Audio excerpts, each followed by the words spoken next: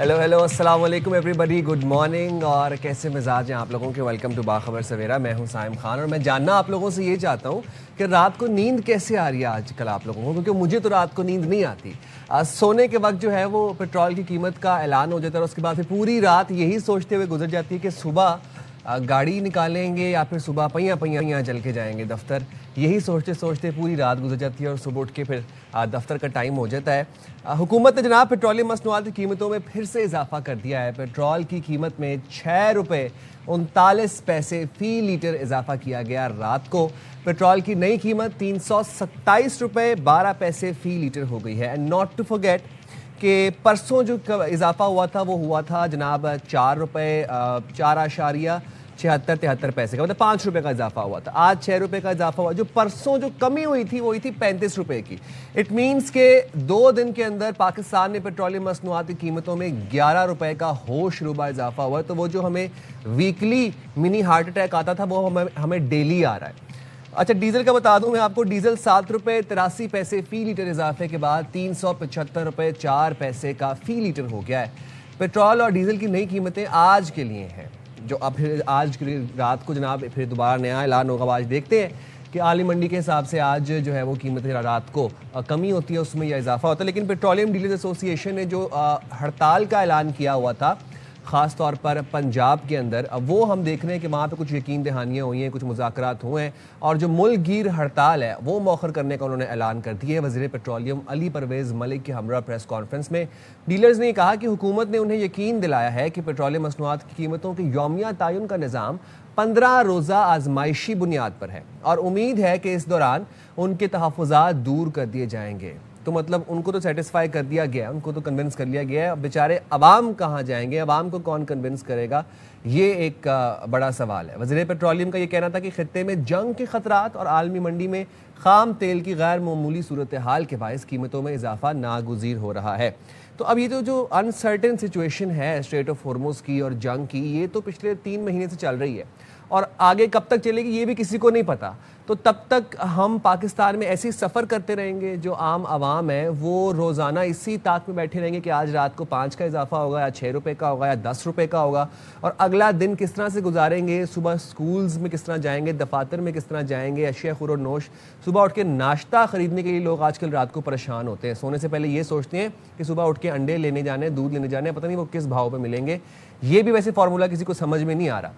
जनाब, अब हमने स्ट्रेट ऑफ हॉर्मुज़ की बात की। आपको बता दें कि आबनाए हॉर्मुज़ बंद है और दुनिया समेत पाकिस्तान भी परेशान है। पाकिस्तानी परेशान। सेल्फ तेल की कीमतें आसमान को पहुंच रही हैं। पाकिस्तान में यौमिया पेट्रोलियम कीमतों के तयन पर आवाम और पेट्रोल डीलर्स को तहफ़्फ़ुज़ात हैं।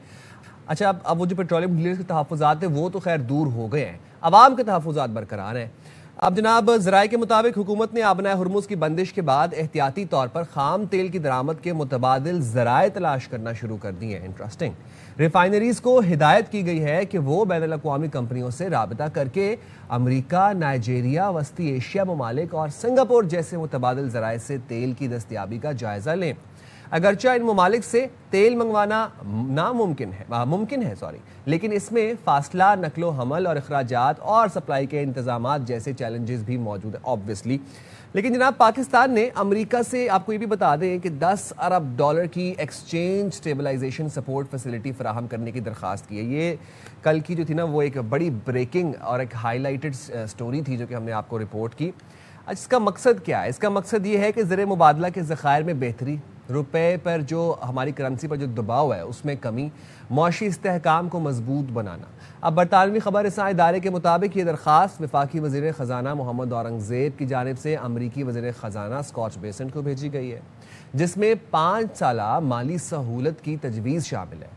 दरख्वास्त मंजूर होने की सूरत में ये पाकिस्तान के लिए एक अहम माली सहारा साबित हो सकती है और वाशिंगटन में होने वाली मुलाकात में पाकिस्तान और अमेरिका के दरमियान मौशी ताउन बढ़ाने, अमरीकी सरमायाकारी में इजाफे और साथ ही साथ ज़राअती मनसूबों और पाकिस्तान की मौशी सूरत हाल पर तबादला ख्याल किया गया। पाकिस्तान ने जिस कदर मुखलिसाना तौर पर और दिन रात एक करके अनथक मेहनत की, कोशिशें की, सालिसी की इस जंग को ख़त्म कराने के लिए, पीस के लिए, पाकिस्तान एटलीस्ट ये तो डिज़र्व करता है। जनाब, बात करेंगे इसी हवाले से। हमारे साथ मौजूद होंगे माहिर मौशियात डॉक्टर खाकान नजीब साहब।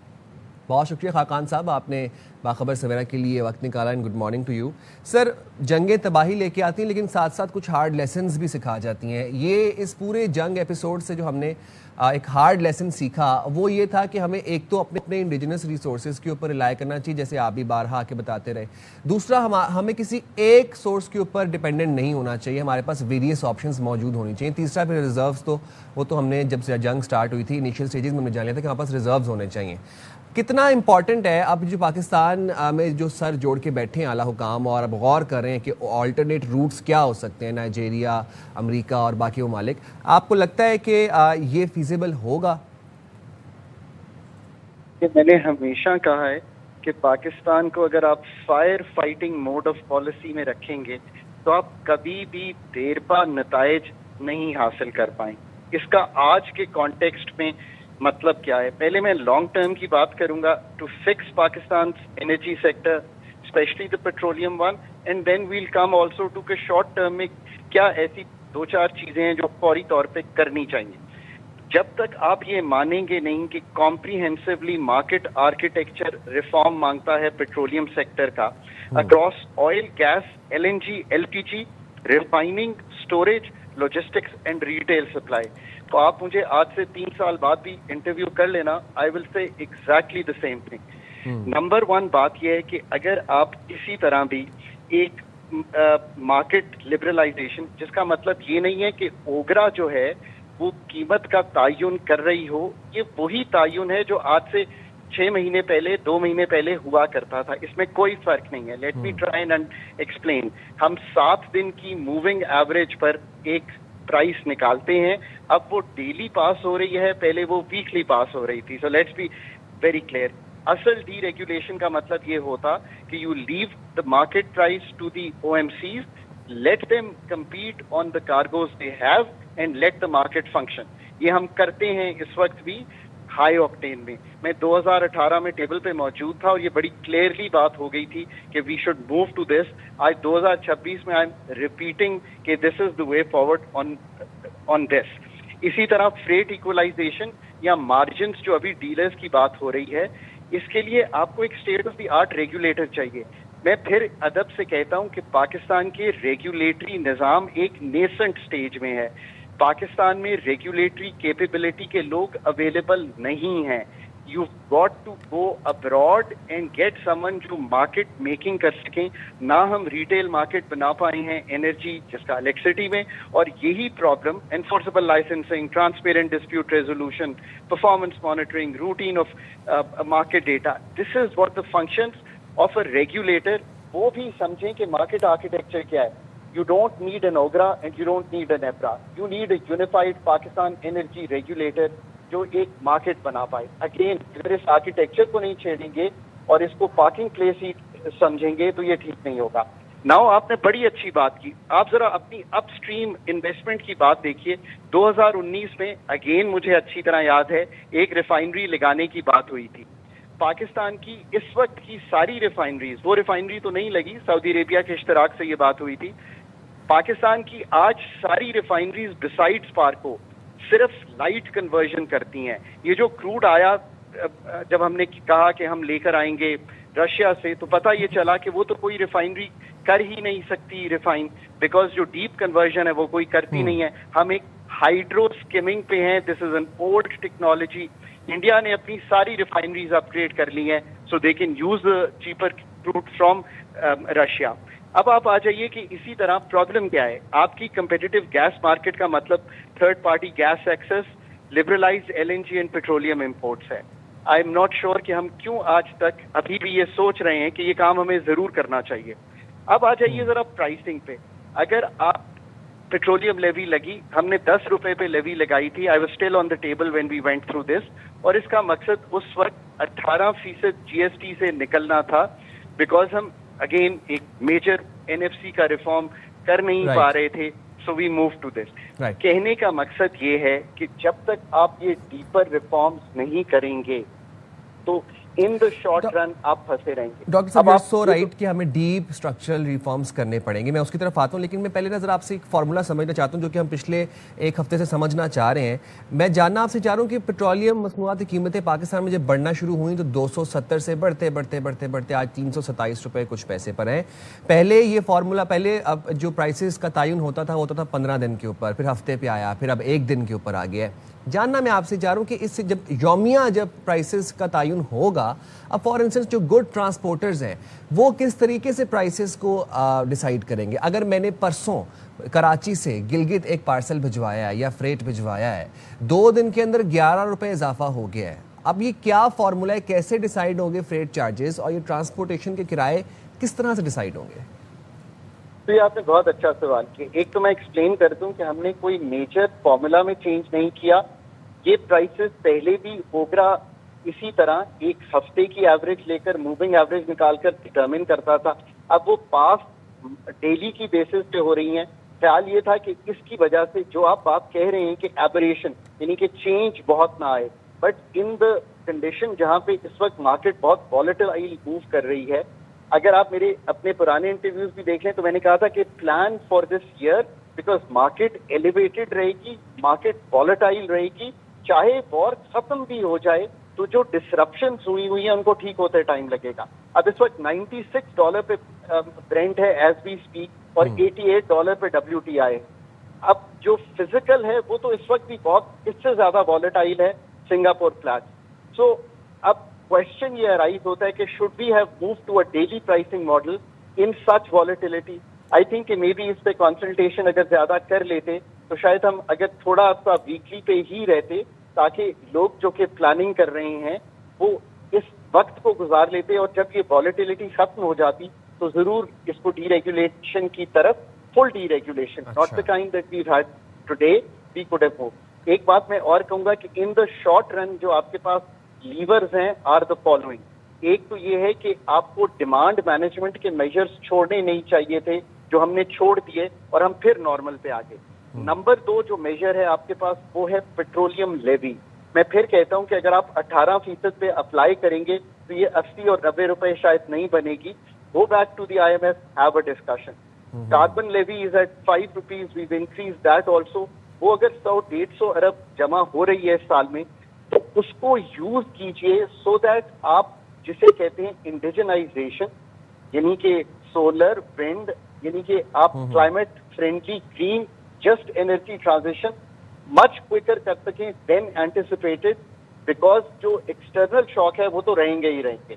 Now what I am trying to explain to you is कि fuel switching in the short run, strategic fuel allocation, petroleum levy, diversified fuel imports. इसका क्या मतलब है?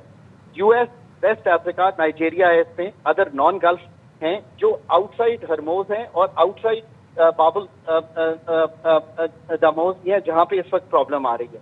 अगर तो आप ये कर लेंगे, पाकिस्तान में आज अगर मैं फिगर कोट करूं तो मेरा ख्याल है 12 दिन का क्रूड होगा पाकिस्तान के पास। So we have to make sure that we pick up more crude. Petroleum शायद 20-21 दिन का होगा।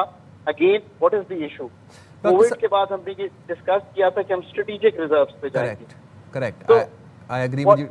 What I tried to explain just to end this, जब तक आप एनर्जी सिक्योरिटी मेंटेन करने के लिए, पॉलिसी साजी के लिए एक professional energy ministry, professional regulator ये सब काम नहीं करेंगे और अपस्ट्रीम इन्वेस्टमेंट प्लस जो निकलेंगे नहीं SNGPL और SSBC को चलाने से, ये मौका है, एक एक्सोजेनस शॉक है कि 3 से 5 साल में कॉम्प्रिहेंसिवली ये काम कर जाए। आखिरी बात ये है कि काम हमेशा बिल्कुल हो रहा होता है। State is always working. It is the pace, the depth, the quality, the scale. This is something totally different to think about. Pakistan today, brand Pakistan at a good level, has to start thinking of quality, pace, scale and depth of the work that we need to do.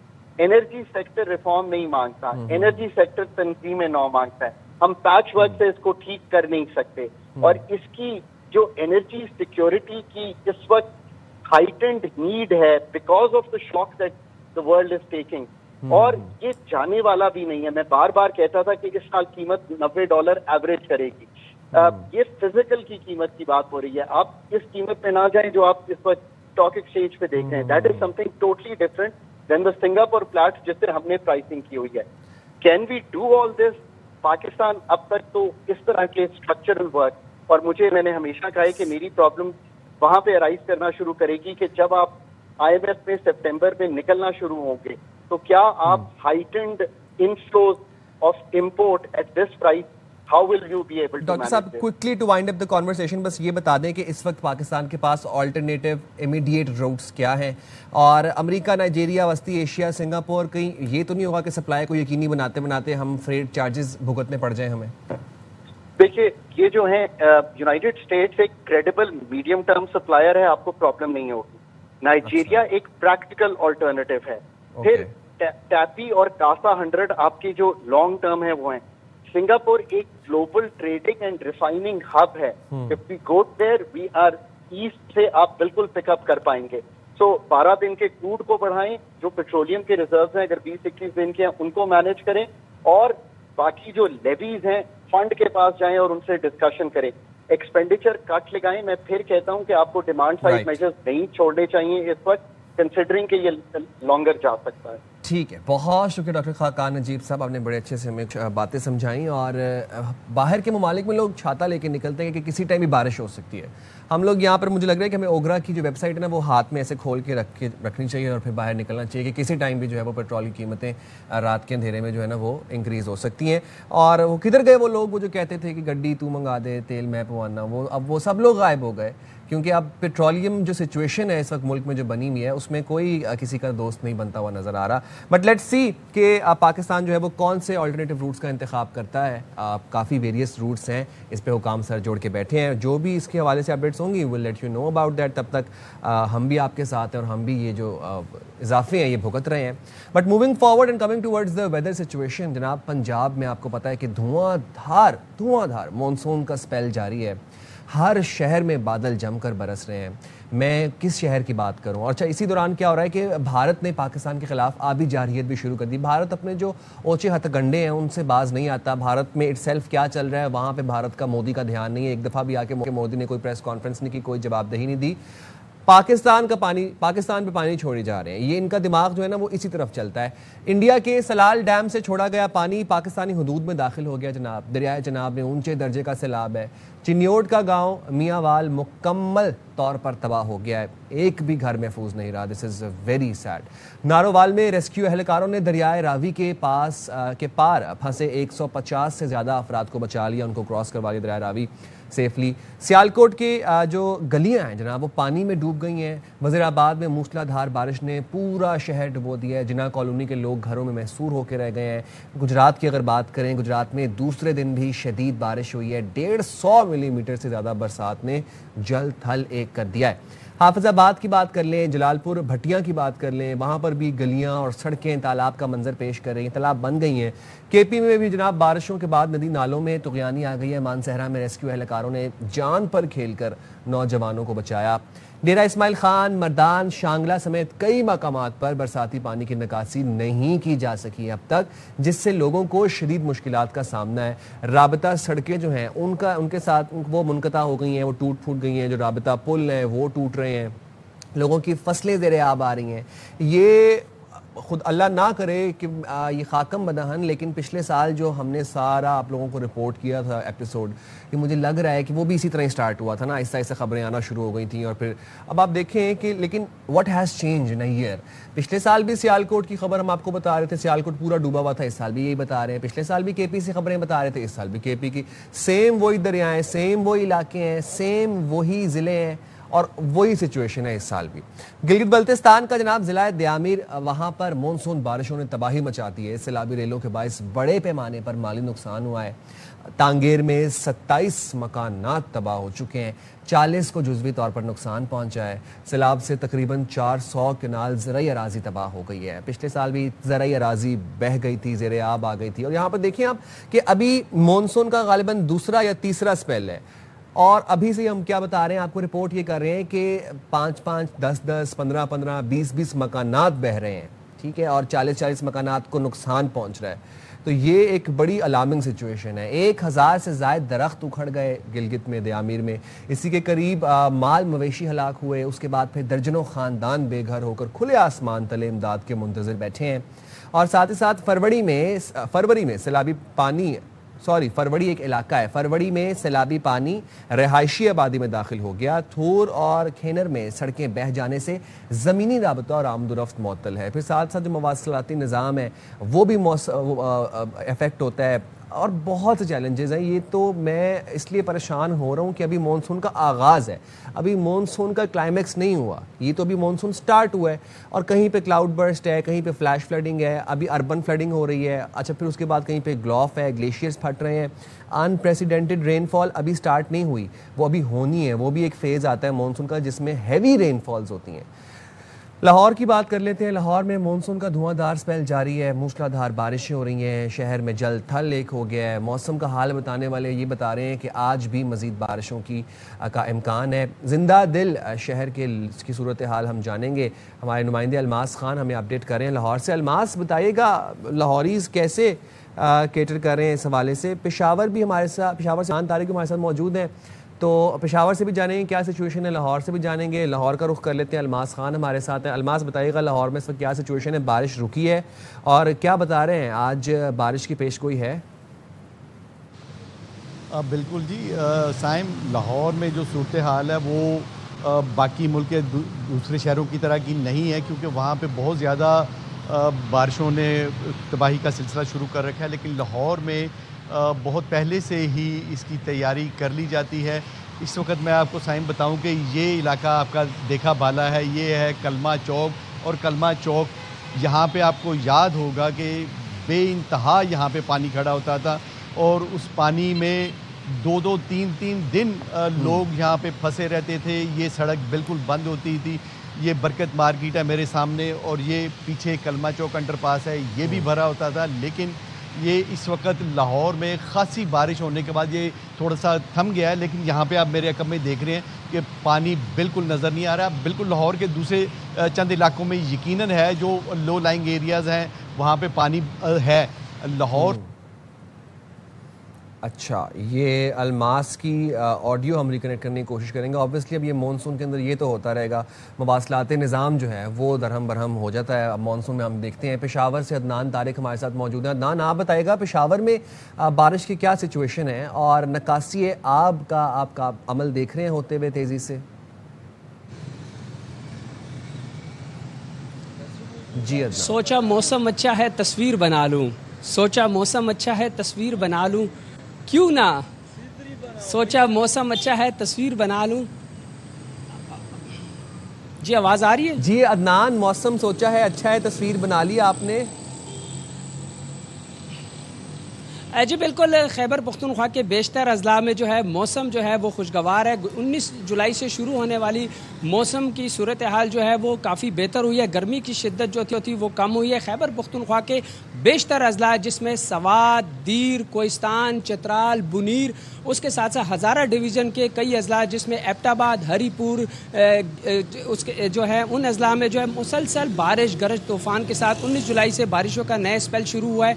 Peshawar उसके साथ साथ जो नवाही अजला है वहाँ पर भी जो है मौसम जो है काफ़ी ज़्यादा खुशगवार हो गया। महकमा मौसमियात के मुताबिक आइंदा 24 घंटों तक सुबह के बालाई अजला उसके साथ साथ मैदानी अजला में भी वक्फे से बारिश का इम्कान रहेगा। PDMA की जानिब से सुबह भर के तमाम डिप्टी कमिश्नर्स को जो है वो अलर्ट जारी किया गया है। बताया गया है कि तमाम इंतज़ामिया जो है वो अलर्ट रहे। बारिश और दरियाओं में तुग़यानी और जो दरियाओं की सूरत हाल है उसको मॉनिटरिंग करने के लिए जो है वो टीमें अलर्ट हैं। 19 जुलाई से अब तक की रिपोर्ट्स के मुताबिक बारिशों, नदी नालों, दरियाओं में तुग़यानी के बायस, सैलाबी सूरत हाल के बायस जो है 18 अफराद जो है जाँबाक हुए हैं, 19 अफराद जो है वो ज़ख्मी हुए हैं। मजमूई तौर पर 30 घरों को जो है वो नुकसान पहुँचा, 7 घर जो है वो मुकम्मल तौर पर तबाह हुए। सुबह भर की तमाम इंतज़ामिया, रेस्क्यू, PDMA टीमों को अलर्ट जारी किया गया है। ख़ासकर हज़ारा डिवीज़न में, मालाकंड डिवीज़न में, सवात, चतराल, कोहिस्तान और बाजोड़, उसके साथ साथ खैबर और नौशहरा तक के जो दरियाओं के रास्ते हैं वहाँ पर जो है करीबी आबादियों को जो है उनको भी अलर्ट किया गया। ज़िला इंतज़ामिया तमाम DCs को जो है वो अहकामात जारी किए गए हैं सूरत हाल के हवाले से। ठीक है अदनान, आप हमारे साथ रहिएगा। हमें चिन्योट से अमीर उमर चमन ने भी ज्वाइन कर लिया है, क्योंकि चिन्योट की सिचुएशन बड़ी ख़तरनाक है। एक तो दरियाए चिनाब में जो चिन्योट के मकाम पर पानी की सतह मुसलसल बुलंद हो रही है, इजाफा हो रहा है उसमें। दूसरा, पानी का बहाव इस वक्त 1.5 लाख क्यूसिक तक पहुँच गया एज वी आर स्पीकिंग। तीसरी बात यह है कि चिन्योट की मुतादिद आबादियाँ ज़ेर आब आ गई और बहुत से मकानात दरिया बुर्द हो गए, तो चिन्योट में बहुत तबाही आई है। अमीर उमर चमन, आप हमें ये बताएगा कितने मिलीमीटर बारिश हुई चिन्योट में, और दरियाए चिनाब में इस वक्त पानी की क्या सतह है, और नकासी आपका अमल हो रहा है चिन्योट में? जी बिल्कुल, हेड मराला से चलने वाला जो पानी है वो जिला चिन्योट के हदूद में दाखिल हो गया, और जिला चिन्योट के हदूद में दाखिल होते ही जहाँ पे मियांवाल का एक जो गांव है, क्योंकि वहाँ पे दरियाई कटाव ने पिछले साल भी जो दरिया ने कटाव इख्तियार किया था, और इस दफा जो दरिया ने मजीद कटाव इख्तियार किया, तो मुकम्मल का मुकम्मल जो मियांवाल का इलाका है वो तबाह हो गया।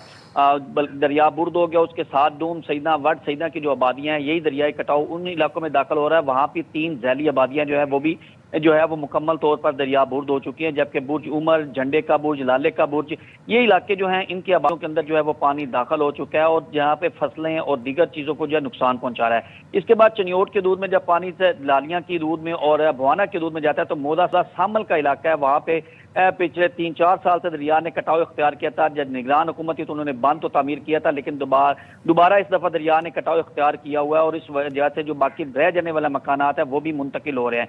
जिले इंतजामिया की तरफ से जो है वो मुसलसल अलर्ट भी जारी कर दिया गया है, निचले दर्जे के सैलाब का और फ्लड रिलीफ कैंप भी कायम कर दिए गए हैं, मेडिकल कैंप भी कायम है, और जबकि नशेबी इलाकों में ऐलानात करवाए जा रहे हैं ताकि लोग जो है वो नशेबी इलाकों से निकल कर जो है महफूज मकामात की तरफ। लोग कॉर्पोरेट कर रहे हैं, लोग अपने घरों को छोड़ के सेफ मकामात पर मुंतकिल हो रहे हैं। जी बिल्कुल, इस वक्त लोग जो हैं वो कॉपरेट कर रहे हैं, लेकिन दरिया के बाद इलाकों में ऐसे हैं क्योंकि लोग जो हैं वो अपने घरों से, अपने जानवरों से मोहब्बत करते हैं, वो इसलिए नहीं भी निकल रहे, लेकिन जिले इंतजामिया की तरफ से मुसलसल सख्ती भी की जा रही है ताकि लोगों की जानो माल का मुकम्मल तहफ़्फ़ुज़ किया जाए। जी ठीक है, बहुत शुक्रिया अमीर उमर चमन। अलमास खान हमारे साथ मौजूद थे और अदनान तारिक हमें सिचुएशन से अपडेट कर रहे थे। मियांवाल का पूरा गांव जो है वो ज़ेर-ए-आब आ गया है। वहाँ पर मकानात जो हैं वो दरिया बुर्द हो गए हैं, फसलें बह गई, मवेशी बह गए। ये एक इंतहाई ख़तरनाक और संगीन सिचुएशन एट हैंड है, अलार्मिंग सिचुएशन है। क्यों? क्योंकि हम देखते हैं मॉनसून तो इटसेल्फ मॉनसून है ही ना, वहाँ पे तो अनप्रेसिडेंटेड रेनफॉल हो ही रहा है। साथ ही साथ ये जो भारत पानी छोड़ देता है हमारे दरियाओं के अंदर हर साल, मोदी को शर्म नहीं आती, अपने मुल्क में क्या चल रहा है वहाँ पे कोई ध्यान नहीं है, यहाँ पर पानी छोड़े जा रहा है, हमारे यहाँ पर सारी फसलें ज़ेर-ए-आब आ जाती हैं, हमारी खुराक का किल्लत पैदा हो जाता है, मवेशी हमारे बह जाते हैं, इंफ्रास्ट्रक्चर को हमारे नुकसान पहुँचता है। But nobody is asking Modi anything and nobody is asking Netanyahu anything. ये दो लोग दुनिया में ना हो तो दुनिया बहुत पीसफुल हो जाए बाय द वे। तो हम जानेंगे इस हवाले से क्या सिचुएशंस हैं। शुक्रिया, बहुत शुक्रिया आपका अलमास खान और अदनान तारिक, आप हमें अपडेट करें सारी सिचुएशन से। हम यहाँ पर एक छोटी सी ब्रेक ले लेंगे और ब्रेक के बाद आए गुफ्तगू के सिलसिले को कंटिन्यू करेंगे।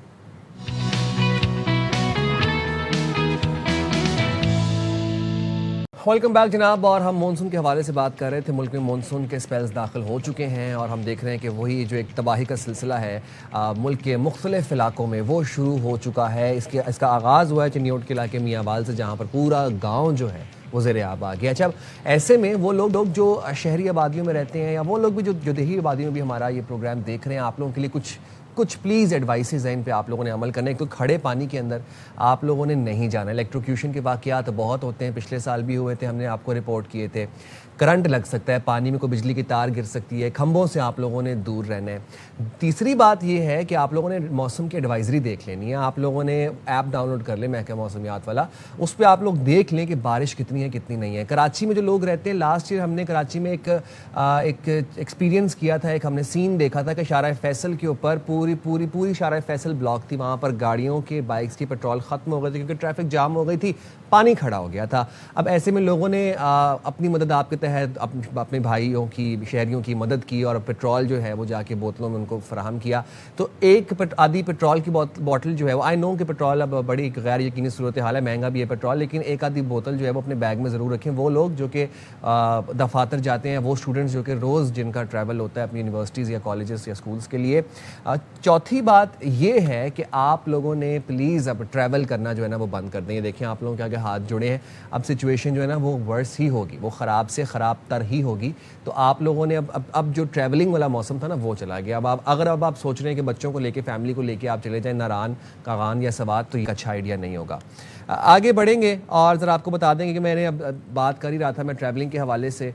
तो मलिका कोहसार, आपको पता है कि हर साल वहाँ पर गर्मियों के मौसम में कितना रश होता है। इस साल तो 40,000 गाड़ियाँ वीकेंड के ऊपर जो हैं वो रिकॉर्ड की गई। मलिका कोहसार में वक्फे में, मरी की बात मैं करूँ, वक्फे से तूफ़ानी बारिशों का सिलसिला, घंटों से मुसलसल बारिश का सिलसिला जारी है। अच्छा, झीका गली के मकाम पर लैंडस्लाइडिंग से ढोक ढक के 100 के करीब मकानात के लिए ख़तरा पैदा हो गया है। एमरजेंसी रिसोर्सेज को हाई अलर्ट कर दिया गया है। मरी की सूरत हाल क्या है, वहाँ पर लैंडस्लाइडिंग के क्या ख़तरात सामने आ रहे हैं, जानेंगे अरसलान अयाज से। अरसलान बताइएगा कि अलार्मिंग सिचुएशन है मरी में, झीका गली में लैंडस्लाइडिंग के हवाले से। जी बिल्कुल, मरी के अंदर गुज़िश्ता 24 घंटों से 13 मिलीमीटर जो है वो बारिश रिकॉर्ड की जा रही है और आज और कल भी महकमा मौसमियात ने मूसलाधार बारिश की पेशगोई की है। इस वजह से जो झीका गली की लैंडस्लाइड है वो फिर से एक्टिव होगी और इस दफ़ा वो बहुत लार्ज स्केल के ऊपर एक्टिव हुई है। 100 से ज़्यादा, जैसा कि आपने जिक्र किया, मकानात जो ढोक ढक है वहाँ पर वो ख़तरे में आ रहे हैं और ये अगर इसी तरह चलती रही तो फिर ये एक्सप्रेस वे को भी मुतासर कर सकती है। इस वक्त तक तो तमाम जो रास्ते मरी को आने वाले हैं वो अभी तक फाल हैं, मगर ये इस साइड की वजह से जो यहाँ पर ढाक जबरी वगैरह के जो इलाके हैं वहाँ पर जो लिंक रोड्स थे तकरीबन सारे वो अब बंद हो चुके हैं। एक लिंक रोड बाकी बचा है इस इलाके की एक्सेस के लिए और बज़ाहिर कोई हुकूमत की तरफ से या ज़िला इंतज़ामिया की तरफ से मैकेनिज़्म नज़र नहीं आ रहा कि अगर इतने सारे सैकड़ों घर इस जद में आ गए तो इनको कहाँ पर लोकेट किया जाएगा, इनकी रिहाइश और दीगर चीज़ों का क्या बंदोबस्त होगा।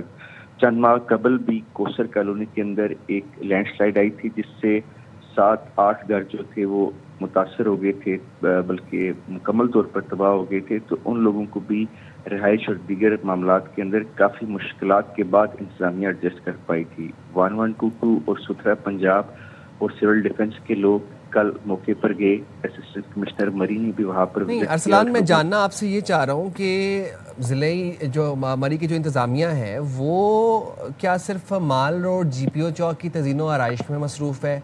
यहाँ पर तो सिचुएशन जो है वो बड़ी संगीन है। अब लैंडस्लाइडिंग के खदशे से तकरीबन 100 के करीब मकानात हैं जिनके लिए ख़तरा पैदा हो सकता है। तो क्या इमदादी टीमें, रेस्क्यू की जो कार्रवाइयाँ हैं वो स्टैंड बाय पे हैं मरी में?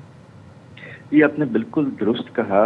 मरी इंतज़ामिया के हवाले से यही तासर पाया जाता है कि वो सिर्फ 2-2.5 किलोमीटर के सिटी एरिया तक महदूद हैं और दीगर जो मुसाफाती इलाके वहाँ पर कोई पुरसाने हाल नहीं है। इस लैंडस्लाइड को कुदरती बात लोग कहते हैं, मगर इसमें जितनी गफलत की गई है, यानी 6-7 माह से ऑलमोस्ट अभी अंदेशा था कि ये होगा, लेकिन कोई ड्रेनेज सिस्टम, कोई निकासी का ऐसा बंदोबस्त जिससे पानी को रास्ता मिलता। बेसिकली ये पानी का रास्ता बंद होने की वजह से एक ऊपर प्रोजेक्ट भी हो रहा है झीका गली रीमॉडलिंग का, तो वहाँ पर से कुछ जो मट्टी है उसकी वजह से जो पानी के कुदरती रास्ते थे वो बंद हो गए और फिर ज़मीन ने सिरकना शुरू कर दिया। मगर सवाए लोगों को घर खाली करवा कर देने के और कोई एक्टिव या इफेक्टिव मैयर ज़िला इंतज़ामिया या हुकूमत पंजाब की तरफ से नज़र नहीं आ रहा। मरियम नवाज साहिबा ने भी कल ये कहा कि हम लोगों की हेल्प करें इस सिचुएशन के अंदर, मगर लोग इंतहाई तशवीश का शिकार हैं। एहलियाने इलाका रात जो है वो सोते हैं तो खौफ के आलम में कि सुबह पता नहीं उनका मकान होगा या नहीं। और कल 4 के करीब जो मकानात हैं वो मुकम्मल तौर पर या जुज़वी तौर पर जो है वो मुतासर हो चुके हैं कल की डेट में। ठीक है अरसलान, आप हमें सिचुएशन से अपडेट कर रहे थे। बहुत शुक्रिया, आपने हमें सब सिचुएशन से आगाह किया। DC मरी ज़हीर शराजी साहब हमारे साथ मौजूद हैं, ज़रा उनसे जान लेते हैं कि क्या सिचुएशन एट ग्राउंड है। सर, सबसे पहले तो मैं जानना ही चाहूँगा कि लैंडस्लाइडिंग के बारे में बताइएगा, क्या सिचुएशन है, आप लोग कितने प्रिपेयर्ड हैं? ऑल्सो ये जो ढोक ढक का गाँव है, if I am pronouncing it right, इसकी आबादी कितनी है? यहाँ पे 100 से ज़ायद मकानात बताए जा रहे हैं कि इनको खदशा है लैंडस्लाइडिंग से मुतासर होने का। जी थैंक यू वेरी मच। ये आज से कोई 3-4 माह पहले भी यहाँ पे एक झीका गली की स्लाइड हुई थी।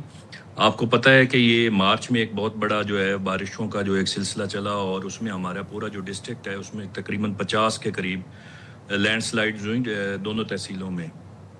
तो इस पे जो ये एक जो नेचुरल एक जो आफत है ज़ाहिर है वो आई, और इस पे हमने बड़ा प्रॉम्प्टली इसको रिस्पॉन्ड किया। हाईवे की मशीनरी और हमारे दीगर महकमा जात, rescue 1122, district administration, civil defence, सब ने जो रास्ते थे उनको क्लियर किया है। झीका कली की जो लैंड स्लाइड है वो मड स्लाइड है, और उसका जो ये बेसिकली तो ये एक लो लाइंग एरिया है, और जहाँ पे जितने भी ये घर अफेक्ट हुए हैं they are all encroacher on state land.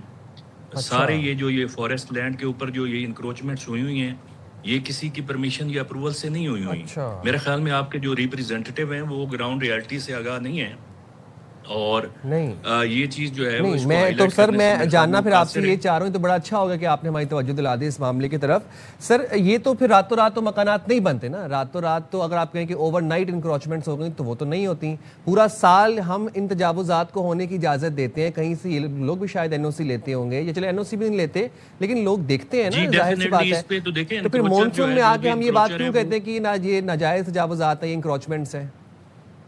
जो जब आप नेचुरल अपने जो रास्ते हैं, जो पैसेजेस हैं, ड्रेन्स को जब बंद करेंगे और दरख्तों को काटेंगे, ज़मीन को काटेंगे, तो उसकी रिस्पॉन्सिबिलिटी किसके ऊपर आती है? ये डेफिनेटली हमारा जो फॉरेस्ट डिपार्टमेंट है उसके पार्ट पे भी ये चीज़ फाल करती है कि ये इंक्रोचमेंट्स नहीं होनी चाहिए थी।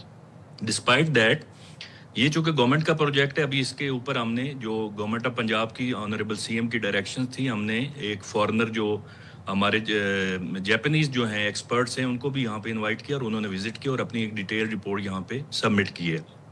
जो अभी हमने टेम्परेरी जो यहाँ पे एक्शंस हो सकते हैं वो ज़रूर किए हैं, हाईवे डिपार्टमेंट ने भी किए हैं। पहले भी हमने जो लोग अफेक्ट हुए थे उनको 1 माह के करीब अपने पास ठहराया, और उनको जहाँ जहाँ हम सेटल कर सकते थे सेटल भी किया, और उनको जो जो हमारे पास जो पीडीएम में से जो चीज़ें थी वो भी हमने उनको प्रोवाइड की और उनको लुक आफ्टर किया।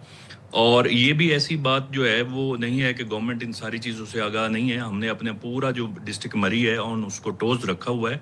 कल भी 5 से 7 लैंडस्लाइड मुख्तलिफ जगहों पे हुई हैं, और उनको हमने फ़ौरन उसको क्लियर करवाया, रास्ते क्लियर करवाए हैं। तो डेफिनेटली ये एक चीज़ है, जब आप चीज़ों को नेचुरल चीज़ों को ऑब्स्ट्रक्ट करेंगे, यहाँ पे जो इलीगल कंस्ट्रक्शन, सर ये ऑब्स्ट्रक्शन रोकना आपकी जिम्मेदारियों में से एक जिम्मेदारी नहीं है? आप डीसी मरी हैं, हम 200 के करीब बिल्डिंग्स जो हैं मरी में, ना हो, तामीरात ना हो, हम 200 के करीब बिल्डिंग्स जो है वो डिमोलिश कर चुके हैं, और इंशाल्लाह आइंदा भी करेंगे। अभी भी ऑपरेशन, कल भी बारिश में हमारे ऑपरेशन जारी रहे हैं। सो इन चीज़ों के ऊपर हमारी डेटरेंस है, और इंशाल्लाह हम अपनी पूरी सर्विलेंस रखेंगे, और ये दोबारा से ये चीज़ें यहाँ पे नहीं होंगी कि इलीगल एनक्रोचर्स को हम अलाउ करें कि वो कहीं भी जो है ये चीज़ करें। और फिर डेफिनेटली हम as a human being on a sympathetic view के तहत हम सब उनको लुक आफ्टर कर रहे हैं, हेल्प आउट कर रहे हैं, उनको सेटल भी किया है। लेकिन डेफिनेटली उनको खुद भी सोचना चाहिए कि एक जगह जहाँ पे वो एंटाइटल्ड ही नहीं तो वहाँ पे क्यों कंस्ट्रक्शन की गई है। राइट सर, लेकिन अभी भी हमारे कल भी सारे महकमा जात जो हैं वो फील्ड में मौजूद रहे हैं। रेस्क्यू 1122, हमारे हाईवे डिपार्टमेंट, एसी साहब, सिविल डिफेंस, सब लोगों ने वहाँ से उनको ठीक है। ये सयाहों की आमद से मुतालिक क्या सूरत हाल है इस वक्त मरी में, और एडवाइजरी आप जारी हुई है, उनके लिए क्या अहकामात है सयाहों के, टूरिस्ट के लिए? जी, ये आप केलम में है, गुज़श्ता कुछ 4-5 दिन से एक स्पेल जो बारिशों का मुसलसल चल रहा है, और ऑलमोस्ट ये 100+ मिलीमीटर जो है वो तकरीबन रेनफॉल जो है वो हो रहा है। इसमें डेफिनेटली लैंडस्लाइड्स का जो है वो ख़तरा मौजूद है। स्लिपरी भी रोड्स जो हैं वो हुई हुई हैं। डिपार्टमेंट सारे फील्ड में मौजूद हैं। मेरी एक तो स्याहों से गुजारिश होगी कि कमज़ोर गाड़ी के साथ जो मरी की तरफ जो है वो सफ़र बहुत ख़तरनाक है। स्लिपरी रोड्स हैं, और दूसरा यहाँ के जो ड्राइविंग का जो एक एस्पेक्ट है वो भी लोगों को उतना उसके बारे में आगाही नहीं होती। तो मजबूत गाड़ी के साथ आएँ, महकमे मौजूद हैं, हम उनको बिल्कुल फैसिलिटेट करेंगे, एहतियात के साथ आएँ। और जहाँ पे स्लाइड है वो जहाँ डाइवर्जन्स हैं बिल्कुल उसमें जो है वो ट्रैफिक डिपार्टमेंट और हमारे जो मोटरवेज है उनके साथ कोऑपरेट करें। राइट, बहुत शुक्रिया डीसी साहब, आपने प्रोग्राम के लिए वक्त निकाला। और सयाहों के लिए यही गुजारिश है कि आप लोग, मेरा ज़ाती मशवरा ये है कि आप लोग ट्रैवल करने से गुरेज करें, लेकिन अगर फिर भी आप बहुत मन चलें, ट्रैवलिंग के दीवाने हैं, तो जाएं, लेकिन मजबूत गाड़ी के साथ आएँ, और मौसम को जो है वो ज़रा उसकी नो हाउ करके एडवाइजरी पढ़ के फिर आप लोग जाएँ। Moving forward, coming towards the entire Iran America situation. America ने ईरान पर मुसलसल जनाब 12वीं रात भी फ़िज़ाई हमलों की नई लहर का आगाज़ कर दिया है। अमेरिकी सेंट्रल कमांड ने एक्स पर जारी एक बयान में कहा कि सदर डोनाल्ड ट्रंप के अहकामात पर नए हमलों का आगाज़ अमेरिकी वक्त के मुताबिक शाम 5:30 बजे किया गया। इन हमलों का मकसद सिर्फ ईरान की उन फौजी सलाहियतों को मजीद कमज़ोर करना है जिन्हें ईरान आबनाए हुर्मुज़ में तिजारती बहरी जहाज़ों पर हमले के लिए इस्तेमाल कर रहा है। और साथ ही साथ अमेरिकी सदर डोनाल्ड ट्रंप अब एक ये भी बयान उन्होंने दे दिया, कहते हैं कि ईरान अमेरिकी फौजियों की सलाहियत जो हलाकत है उस पर भारी कीमत चुकाएगा। कोई नहीं चाहता कि ईरान के पास एटमी हथियार हों। By the way Donald Trump को ये कौन समझाएगा कि ये ईरान इटसेल्फ क्यों नहीं चाहता कि उसके पास न्यूक्लियर वेपन हो। ईरान को न्यूक्लियर हथियार रखने की इजाज़त नहीं देंगे। और ट्रूथ सोशल पर लिखा कि आज के बाद जब भी ईरान आबनाए हुर्मुज़ में किसी जहाज़ पर हमला करेगा, जवाब में अमेरिका ईरान का एक पुल या पावर प्लांट को तबाह कर देगा। ये अब डोनाल्ड ट्रंप जो है वो इन बातों पे आ गए कि पुल या पावर प्लांट हम तबाह कर देंगे। और अमेरिका ने पुलों या पावर प्लांट्स पर हमले किए तो ईरान भी मशरिक़ वस्ता में अमेरिकी मफादात को निशाना बनाएगा। ये ईरान का रिप्लाई आया है डोनाल्ड ट्रंप की इस बात में। ईरान का अमेरिकी सदर डोनाल्ड ट्रंप को जवाब, और ईरानी मीडिया ने फौजी ज़राए के हवाले से बताया कि आबनाए हुर्मुज़ अपना हक इस्तेमाल करने में ईरान जो है वो पुरअज़्म है और ईरान पीछे नहीं हटेगा। सिक्योरिटी एक्सपर्ट डॉक्टर कमर चीमा साहब हमारे साथ मौजूद हैं। बहुत है कमर साहब।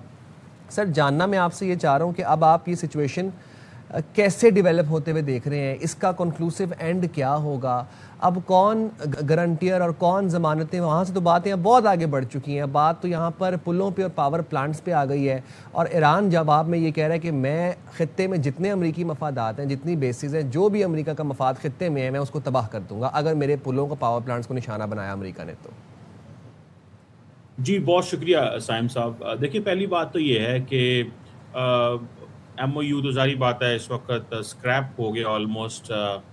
वो पड़ा तो हुआ है, उसके ऊपर इम्प्लीमेंट तो किसी वक्त भी हो सकता है, लेकिन करना तो पार्टीज़ ने दोनों साइड से।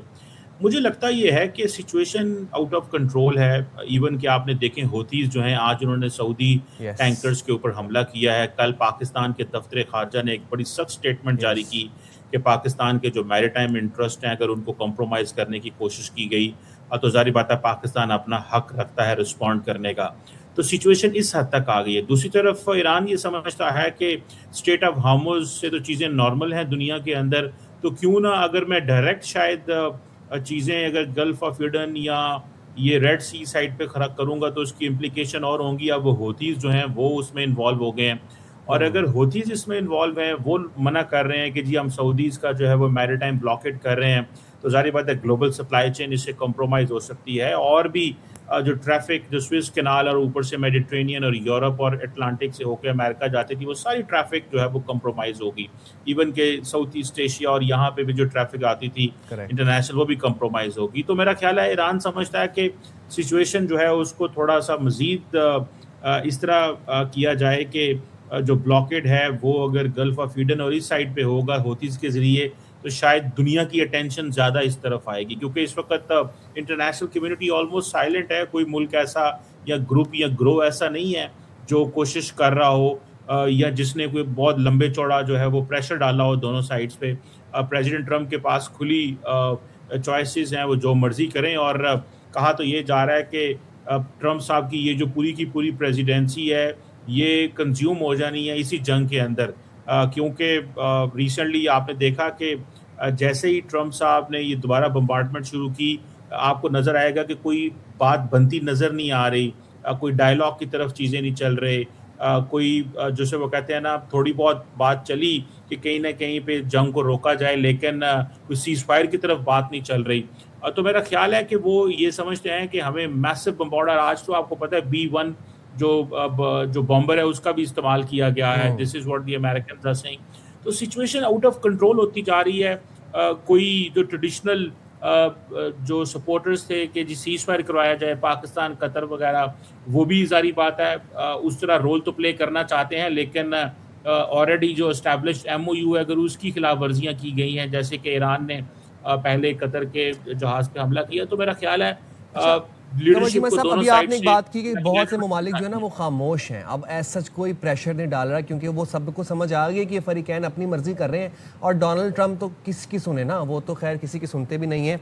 बरतानिया ने ईरान पर हमलों के लिए सर अमेरिका को अपने फौजी अड्डे इस्तेमाल करने की इजाज़त दे दी है। जानना मैं आपसे ही चाहता हूँ कि एंडी बर्नम ने कुछ नया करने का सोच है या फुल ऑन अपनी सपोर्ट वो करेंगे अमेरिका के साथ? क्योंकि जब कीयर स्टार्मर के टाइम पर भी इस तरह की स्टेटमेंट्स आती थी, लेकिन वो साथ में ये भी कहते थे कि हम नेवल ब्लॉकेड में अपनी शिप्स नहीं भेजेंगे, भाई आप हमारे अड्डे इस्तेमाल कर लें। तो अब एंडी बर्नम कुछ नया करेंगे और आपको लगता है कि अमेरिका के लिए ये एक अहम पेशरफ्त होगी यूके की सपोर्ट? देखिए, बरतानिया के अंदर जारी बात है कि स्टार्मर ने ये जारी बात है उनका ये असेसमेंट थी कि ये हमारी जंग नहीं है और हम इसमें नहीं जाएंगे। और ख़ास तौर पे जो ट्रंप एडमिनिस्ट्रेशन का या ट्रंप साहब का जो रवैया था बरतानिया की तरफ और नेटो और एलाइज की तरफ, उसको देखते हुए उन्होंने ये एक बड़ी सख्त पोजीशन ली, जो कि बरतानिया की पोजीशन नहीं रही। मेरा ख्याल है नए वज़ीर-ए-आज़म आए हैं, नई सोच आई है, तो वो समझ रहे होंगे कि हमें जो है वो अमेरिका को अलाउ करना चाहिए, क्योंकि अब एक जंग नए फेज़ में आ गई है। पिछली दफ़ा अमेरिका और इज़राइल जो है वो मिल के ईरान पे हमला कर रहे थे और अमेरिकन्स कहते थे कि क्योंकि इज़राइल जा रहा था जंग में तो हम आए हैं। तो इस दफ़ा अमेरिका जो है वो इस जंग में इटसेल्फ आया है और इसमें इज़राइल नहीं है इस वक़्त। इज़राइल तो साइड पे बैठ के तमाशा देख रहा है और अमेरिका और ईरान की जंग जो है वो हो रही है। तो मैं समझता हूँ शायद ईरानियंस जो बरतानवी लीडरशिप है वो ये समझ रही है कि हमें उस फेज़ को से गुजरना चाहिए और हमें सपोर्ट करनी चाहिए अमेरिका की, क्योंकि at the end of the day तमाम वेस्टर्न दुनिया वो ये समझती है कि ये सारे का सारा जो ये रास्ते खुलवाने पड़ेंगे, तो हमें कोशिशें करनी चाहिए और अमेरिका का साथ देना चाहिए। तो मेरा ख्याल है कि वो जो पहले यूरोप के अंदर एक कोलिशन बना था जिसमें फ्रांस, जर्मनी और बरतानिया वगैरह थे कि हम डी माइनिंग करेंगे इस इलाके की, वो तो कुछ नहीं कर सके, लेकिन बरतानिया अपना रोल प्ले करना चाहता है क्योंकि वो समझते हैं शायद हम आइसोलेटेड हैं।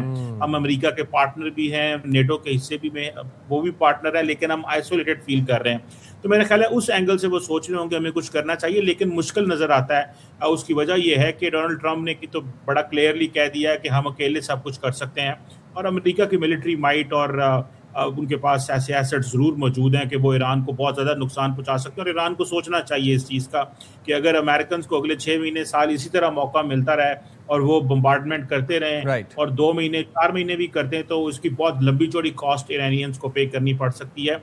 मेरा ख्याल है कि लीडरशिप को मैच्योरिटी से देखना होगा, लॉन्ग टर्म सोचना होगा और इस सिचुएशन और क्राइसिस से बाहर निकलना होगा। ये ज़्यादा मेरा ख्याल है दोस्त उनको एडवाइस करेंगे। राइट। बहुत शुक्रिया कमर चीमा साहब, आपने प्रोग्राम के लिए निकाला। और आप ये देखिए कि जिसकी वजह से सारी जंग शुरू हुई थी, तमाशा लगा था नेतन्याहू और इजराइल, वो आप साइड पे बैठे चुप करके सारा तमाशा देख रहे हैं। वो कहीं पे आपको नजर आया नेतन्याहू या कहीं पे इजराइल की खबर? नहीं, अमेरिका और ईरान लड़े जा रहे हैं और जिसने लड़ाई शुरू करवाई थी वो आराम से बैठ के तमाशा जो है वो एंजॉय कर रहा है। अल्लाह उठाए नेतन्याहू को। हम जाएंगे ब्रेक पे, हाजिर होंगे ब्रेक के बाद।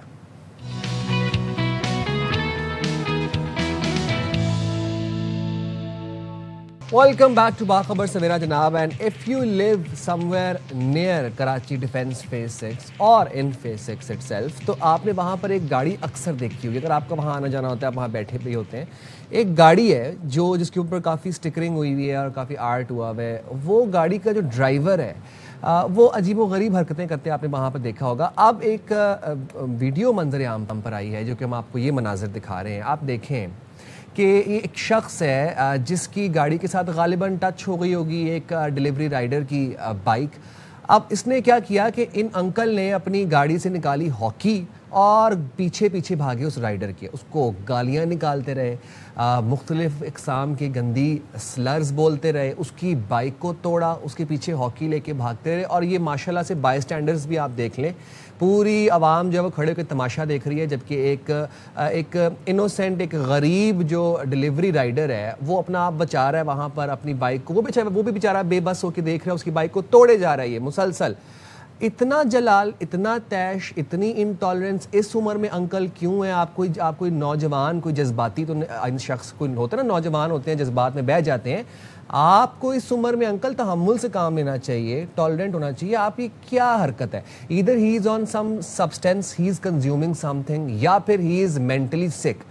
दोनों केसेस में ये शख्स जो है अनसुपरवाइज्ड गाड़ी नहीं चला रहा होना चाहिए। और जो लोग वहाँ पर फेज 6 में रहते हैं, वहाँ जाके बैठते हैं, वो उन्होंने काफ़ी दफ़ा इस शख्स को इस गाड़ी में देखा होगा, कभी ये खुद से बातें कर रहा होता है, कभी ये किसी के साथ लड़ रहा होता है, कभी चलते हुए किसी को गाली निकाल रहा होता है, बहरहाल। लेकिन आप ये देखें कि वो जो गरीब जो ड्राइवर है, जो राइडर है, वो बेचारा सेल्फ डिफेंस भी नहीं कर पा रहा, वो एक हेल्पलेस सिचुएशन में वहाँ पर खड़ा हुआ है। उसकी रोज़ी है ना, ये जो बाइक है ये उसका रोज़गार है, इससे वो पैसे कमाता है। सारा दिन धूप हो, गर्मी हो, आंधी हो, आपको तो घर बैठे खाना गरम गरम पहुंचाता है ना वो। अब वो अपनी उस बाइक को टूटते हुए अपनी आंखों से देख रहा है। ये क्या वाकया था, ये नौबत यहाँ तक क्यों पहुंची, ये मामला क्या था? नुमाइंदा खुसूसी नज़ीर शाह हमारे साथ मौजूद हैं, हमें तफसीलन इस सारे वाकये की तफसीलात से आगाह करेंगे। बताइएगा नज़ीर। देखिए इस साइम ये ख़याबान शहबाज का वाक़या है और बीच सड़क पर ये जो पूरा ड्रामा देखा गया है, तो इसको रिकॉर्ड किया एक खातून की जानिब से, जिसने फिर इसको इंस्टाग्राम पर इस पूरी वीडियो को डाला। तो उस वीडियो के नीचे जब लोगों के कमेंट्स आए तो पता चला कि ये पहली बार नहीं हुआ, एक शख्स जिसने अपनी गाड़ी को आर्ट के तौर पर बनाया हुआ है। जो इस तरह के आर्ट्स दिखाते हैं तो उनके दिल तो वैसे ही नरम होते हैं और वो दुनिया को मुख्तलिफ दूसरी नज़र से देखते हैं। उस बनिस्बत हमने ये देखा है कि इसके बारे में जो शिकायत आई हैं, ख़याबान बुखारी हो या डिफेंस का कोई इलाका, तो लोगों की जानिब से कहा गया कि हमने भी इसको अक्सर लड़ते झगड़ते या शोर मचाते हुए देखा है। वहाँ पर जो भी मामला पेश आया, एक तो ये अदम बर्दाश्त का मामला है, लेकिन अदम बर्दाश्त में भी हमने दो स्टैंडर्ड देखे हैं। अगर यही किसी स्पोर्ट्स बाइक वाले या किसी बड़ी गाड़ी वाले के साथ इनका ये मामला हल्का सा टचिंग का हुआ होता तो फिर इनकी हम देखते कि बर्दाश्त कहाँ जाती, ये मुस्कुरा कर उनको देखते और वो इनको देखते और ये अपने रास्ते पर चले जाते। गुस्सा सिर्फ गरीब पर निकाला जाता है जब इन्होंने देखा कि बराबर में एक डिलीवरी बॉय है, राइडर है, जिसके पीछे एक बॉक्स भी लगा हुआ है, और ये उसको जब पूरा गुस्सा निकाल चुके थे तो ये उसको भी मारने के लिए दौड़े। तो आखिर उसने सेल्फ डिफेंस में अपने हाथ में 3-4 मैं जानना आपसे चाह रहा हूं कि कार्रवाई क्या हुई है, इस पे कार्रवाई होगी क्या? मतलब अगर हम ये सोचें कि वो जो डिलीवरी राइडर है वो बेचारा कोई जाके एफआईआर वो क्या ही करवाएगा, ये तो हमें पता है। गाड़ी का नंबर नजर आ रहा है और ऊपर से उस बंदे का जो गाड़ी का ड्राइवर है, ये अंकल, इनका नाम भी इस गाड़ी पे लिखा होता है, मुझे पता है इनका नाम क्या है। अभी तक क्या पुलिस ने कार्रवाई की है, पकड़ा गया इनको? देखिए गाड़ी तो मेरे ख्याल में एनुल आबदीन या ऐसे किसी शख्स के नाम पर है, रजिस्टर्ड है, क्लियर गाड़ी है, एक्वा है ये। और पुलिस का कहना है कि इनके पास इस झगड़े से मुतालिक कोई शिकायत लेकर नहीं आया, लेकिन अगर कोई शिकायत लेकर आता है तो उस पर 506 और दीगर सेक्शन के तहत ये फूड डिलीवरी राइडर मुकदमा दर्ज करवा सकते हैं, जिसमें हित्तक इज्जत है, मारपीट है, इमलाक को नुकसान पहुँचाना और दीगर दिफात के तहत इस शख्स के खिलाफ कार्रवाई हो सकती है और यकीनी तौर पर होनी भी चाहिए। हमने पुलिस को देखा है कि जब कोई बड़े केसेस होते हैं या कोई बड़ा शख्स होता है, अगर कोई शख्स दरख्वास्त जमा कराने ना भी जाए तो बाज़ औक़ात पुलिस सरकार मुद्दत में भी दर्ज कर लेती है मुकदमा, ताकि उस केस को एक मिसाल बनाया जा सके। लेकिन चूंकि गरीब डिलीवरी राइडर था वो तो डर के मारे। नज़ीर, मैं आपसे जानना ये चाह रहा हूँ कि आप बिल्कुल ठीक कह रहे हैं, लेकिन पुलिस अपनी मुद्दत में मुकदमा क्यों नहीं दर्ज कर सकती? मेनेस टू सोसाइटी है, दहशत फैला रहा है, अफरा तफरी फैला रहा है, लोगों को बीच चौराहे खड़े होकर दिन दिहाड़े हरास कर रहा है, ट्रैफिक की रवानी को भी मुतासर कर रहा है, जाम की हुई ट्रैफिक। पुलिस अपनी मुद्दत में मुकदमा दर्ज कर ले। देखिए साइम, इस पर सिर्फ पुलिस की कार्रवाई नहीं होती, इस पे ट्रैफिक पुलिस भी इसको चालान भेज सकते हैं। ट्रैफिक में खलल डालने पे जो छोटी गाड़ी है, मेरे ख्याल में उसका 15,000 रुपये चालान है, ई चालान। तो इस वीडियो को देखकर ट्रैफिक पुलिस को भी कार्रवाई करनी चाहिए। तो गुज़श्ता रोज़ का ये वाक़या और ये वाक़े के बाद पुलिस अफसरान को भी नोटिस लेना चाहिए कि यहाँ गरीब और अमीर का मयार ख़त्म होना चाहिए कि किसी सिर्फ इलीट क्लास के लिए आप पुलिस खुद नोटिस ले, सरकार मुद्दत में मुकदमा दर्ज करे। लेकिन पुलिस का ये कहना है कि अब तक उनके पास कोई दरख्वास्त लेकर नहीं आया। लेकिन इसके अंदर चूँकि थाना सतह पर जो फैसले लिए जाते हैं वो उनके लोकल और रूटीन की जो केसेस आ रहे थे उस पर लिए जाते हैं। लेकिन अगर कोई अफसर इसके ऊपर, जैसे एसएसपी साउथ है या डीआईजी साउथ है, वो अगर इस पर नोटिस लें तो बाकायदा इस पर एक्शन लिया जा सकता है। अगर कुछ भी नहीं कर सकते तो कम से कम इन दोनों को बुलाकर उस गरीब से माफ़ी मंगवाई जाए, उसके जो मोटरसाइकिल नुकसान हुआ है उसका अजाला करवाया जाए। सही बात। क्योंकि इस तरह के वाकयात से आपका शहर, आपका मुल्क बदनाम होता है। बिल्कुल सही। नज़ीर हमारे साथ ही रहिएगा और ये हम चाहते हैं कि जनाब सख्त कार्रवाई हो, इस मामले की तहकीकात हो और बाखबर सवेरा में हम इस बात को यकीनी बनाते हैं कि जहाँ पर भी हमारी नज़र से अगर कोई चीज़ गुजर रही है और वो नाइंसाफ़ी हो रही है, कोई मेनेस टू सोसाइटी, तो हम उसको हाईलाइट करें। दूसरा आपको बता दें, एक और भी हमारे पास खबर है और वो ये है कि डॉक्टर आकाश कत्ल केस में, आपको याद है डॉक्टर आकाश जो कि बैंक से 50 लाख रुपए निकलवा के जा रहे थे, 3 तलवार का वो एरिया था, डाकू आए, उन्होंने उनसे पैसे लूटे और उनको कत्ल कर दिया मौके पर ही। वो जो मुल्ज़मान थे वो पुलिस मुकाबले में मारे गए हैं साथियों की फायरिंग से। तफसीलात क्या हैं वो भी नज़ीर शाह से जाने थे। नज़ीर, उस हवाले से भी हमें अपडेट कर दें, जो डॉक्टर आकाश कत्ल केस में सारा मामला था, मुल्ज़मान जो है वो पुलिस मुकाबले में मारे गए, वो मुकाबला कब हुआ, कैसे हुआ? देखिए साहब, ये जो खबर है डॉक्टर आकाश केस में जो गिरफ्तार 3 मुल्ज़मान थे, ये पुलिस मुकाबले में मारे गए, इसको मैं रवां साल की सबसे बड़ी खबर कह सकता हूँ। क्योंकि इस तरह के वाक़यात जो होते हैं स्ट्रीट क्राइम या डकैती के दौरान, अगर कोई मुलजिम इस तरह हत्या लग जाए और मारा जाए तो यकीनी तौर पे कुछ यूजुअल कुछ अनयूजुअल खबरें होती हैं जिनको हम अपनी नज़र से देखते हैं।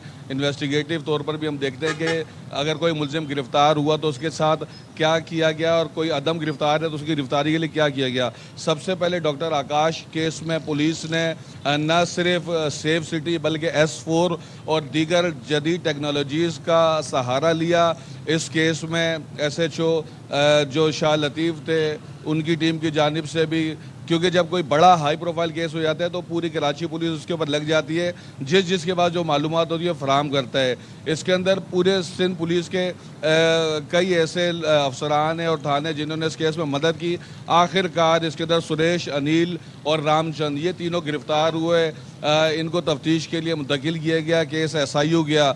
उसके बाद गुज़श्ता रात अहमद बरोही गोड गुलशन मेमार में इनको मुल्ज़मान की निशानदही के लिए या उनकी गिरफ्तारी के लिए ले जाया जा रहा था कि इसी दौरान जो इनके साथी थे उन्होंने जब पुलिस टीम को देखा तो उन पुलिस के ऊपर उन्होंने फायरिंग कर दी। पुलिस की जानिब से भी जवाबी फायरिंग की गई, लेकिन जो मुल्ज़मान की गोलियां थी पुलिस के मुताबिक वो इन तीनों मुल्ज़मान को लगी और एक एहलकार को भी लगी। इनको फौरी तौर पर अस्पताल की जानिब मुंतकिल किया जा रहा था कि रास्ते में ये तीनों मुल्ज़मान सुरेश, रामचंद और अनिल हलाक हो गए। इस केस में सिर्फ ये 3 नहीं बल्कि 7 से 8 मुल्ज़मान थे, जिसमें खातून भी थी जो असलम उर्फ बाबा के साथ उस गाड़ी में सवार थी जो इस गैंग का लीडर था। 2021 में लांडी जेल के अंदर ये गैंग बनाया गया था जिसके अंदर रामचंद और असलम उर्फ बाबा सबसे पहले मिले थे।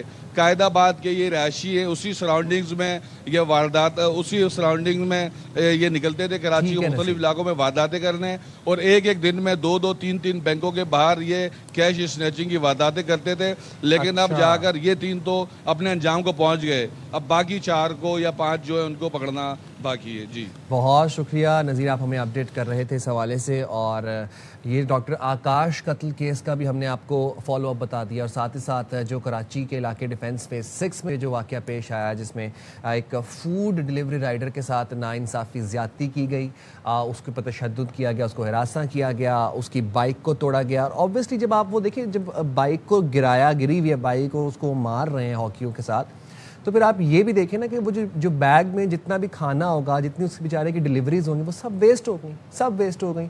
तो गुस्सा जो है ना वो गरीब पे ही निकलता है हमारे मुल्क में। ये अलमिया है हमारी सोसाइटी का, हमेशा कमज़ोर के ऊपर गुस्सा निकाला जाता है, और जिसके पास अथॉरिटी होती है, इख्तियार होता है, पावर होती है, वो उसका नाजायज़ इस्तेमाल करता है अपने से कम इख्तियार वाले लोगों के ऊपर या बे इख्तियार लोगों के ऊपर।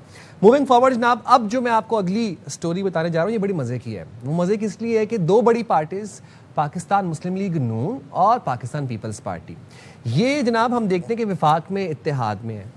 और साथ ही साथ जब तरमीमें पास करने का वक्त आता है, हमने देखा 26वीं 27वीं तो यकजान 2 कालिब हो जाते हैं। लेकिन जब इंतखाबात का टाइम आता है, कोई इंतखाबी सरगर्मियाँ चल रही होती हैं मुल्क में, जैसे हमने GB में देखा, अभी आज़ाद कश्मीर में चल रही हैं, तो तुंदो तेज़ बयानात का सिलसिला शुरू हो जाता है। और उसमें फिर मैं कहता हूँ कि कोई ऐसी बात नहीं ना करते हैं, ऐसी बात कही जाती है कि हम सुनने वाले भी हैरान हो जाते हैं कि भाई आप तो इत्तेहादी हैं, तो ये आप कैसी बातें कर रहे हैं। अब मैं जिक्र कर रहा हूँ जनाब, चेयरमैन पीपल्स पार्टी बिलावल भुट्टो जरदारी नून लीग पर बरस पड़े, कल की बात है। उन्होंने कहा कि नून लीग वाले ऐसे कहते हैं जैसे पंजाब में दूध और शहद की नहरें बहती हैं। ऐसे बात करते हैं जैसे ना बाप वज़ीर आज़म रहा ना चचा वज़ीर आला बना। अपनी बहन से कहता हूँ, मतलब बिलावल साहब ने कहा मरियम नवाज साहिबा को मुखातिब करके, उन्होंने कहा कि मैं अपनी बहन से कहता हूँ अपने वालिद को बता दें उनकी भी 3 मरतबा हुकूमत रही है। बिलावल भुट्टो का मरियम नवाज को जवाब। अच्छा जी, मीरपुर आज़ाद कश्मीर में जलसे से खिताब में बिलावल साहब ने यह भी कहा कि इलेक्शन में नून लीग वाले मुश्किल में हैं, आज आपके पाँव भी पकड़ेंगे, इलेक्शन ख़त्म होंगे तो गले से पकड़ लेंगे आप लोगों को। वो खिताब में वहाँ पर अवाम को ये बता रहे थे। वो कहते हैं कि ये समझते हैं, मतलब नून लीग वाले समझते हैं कि रायवंडी पंजाब है, मैं तो मुंह नहीं लगाना चाहता, पता नहीं क्या क्या कहते रहते हैं। नून लीग का मंशूर ये है कि मियाँ साहब का दिल करता है कि हम इस्लाहात लेकर आएँ। वो चाहते हैं आज़ाद कश्मीर के वज़ीर आज़म का फैसला पाकिस्तान का वज़ीर आज़म करे। हुकूमत का वज़ीर आज तक अपनी बात पर कायम है। वो वज़ीर नहीं मानता कि मीरपुर और रावला कोट कश्मीर का है। ये वो ख्वाजा आसिफ साहब ने जो बयान दिया था, ये उसको मेंशन कर रहे हैं। वज़ीर आज़म उस वज़ीर को काबीना से नहीं निकालते तो ये फिर उनकी पॉलिसी है। अच्छा, अब चेयरमैन पीपल्स पार्टी बिलावल साहब ने जो ये बात की कि मुस्लिम लीग नून के लिए रायवंड ही पंजाब है और उनको ऐसे लगता है, उन्होंने कहा मुस्लिम लीग नून वालों को ऐसे लगता है जैसे पंजाब में दूध और शहद की नहरें बह रही हैं, वहाँ पे तो सड़कों का ये हाल। तो इस सारी बात के ऊपर, इस सारे इनके बयान के ऊपर सीनियर वज़ीर पंजाब मरियम औरंगज़ेब साहिबा ने जवाब दिया। जवाब कैसे दिया? उन्होंने एक्स पर एक वीडियो शेयर की जिसमें उन्होंने अल्टरनेट, यहाँ पर बिलावल साहब का बयान चल रहा है और यहाँ पर उन्होंने कहा कि बिलावल आए, हम आपको दिखाते हैं पंजाब की सड़कें, पंजाब का इंफ्रास्ट्रक्चर। और फिर उसमें पंजाब में मतलब कहूटा अटक से लेकर डेरा गाजी खान और रहीम यार खान तक पंजाब जो है वो एक जैसा। ये मरियम औरंगज़ेब साहिबा ने अपनी उस ट्वीट में, उसके कैप्शन में भी लिखा। मुझे लगता है पाकिस्तान मुस्लिम लीग नून का जो मीडिया सेल है वो बड़ा ज़रा जेनजी लेड है, क्योंकि बड़ी ये एक मीम टाइप वीडियो थी और इसमें फिर इसका साउंड और and all the caption and all. अच्छा, इसके जवाब में जब मरियम औरंगज़ेब साहिबा ने ये एक्स पर ये वीडियो जारी की और कैप्शन लिखा, इसके जवाब में सीनियर वज़ीर सिंध शर्जील इनाम मेमन साहब ने इसका जवाब दिया और उन्होंने कुछ बातें की, कुछ बयानात दिए। अच्छा, मरियम औरंगज़ेब साहिबा ने फुटेज दिखाई, मनाजिर दिखाए और इधर से भी शर्जील मेमन साहब ने अवाम का जो रद्द अमल था वो दिखाया और साथ में उन्होंने अपनी एक वीडियो भी पोस्ट की। पंजाब के मुख्तलिफ शहरों में लोगों का क्या रद्द अमल है वो उन्होंने एक्स पर पोस्ट कर दिया।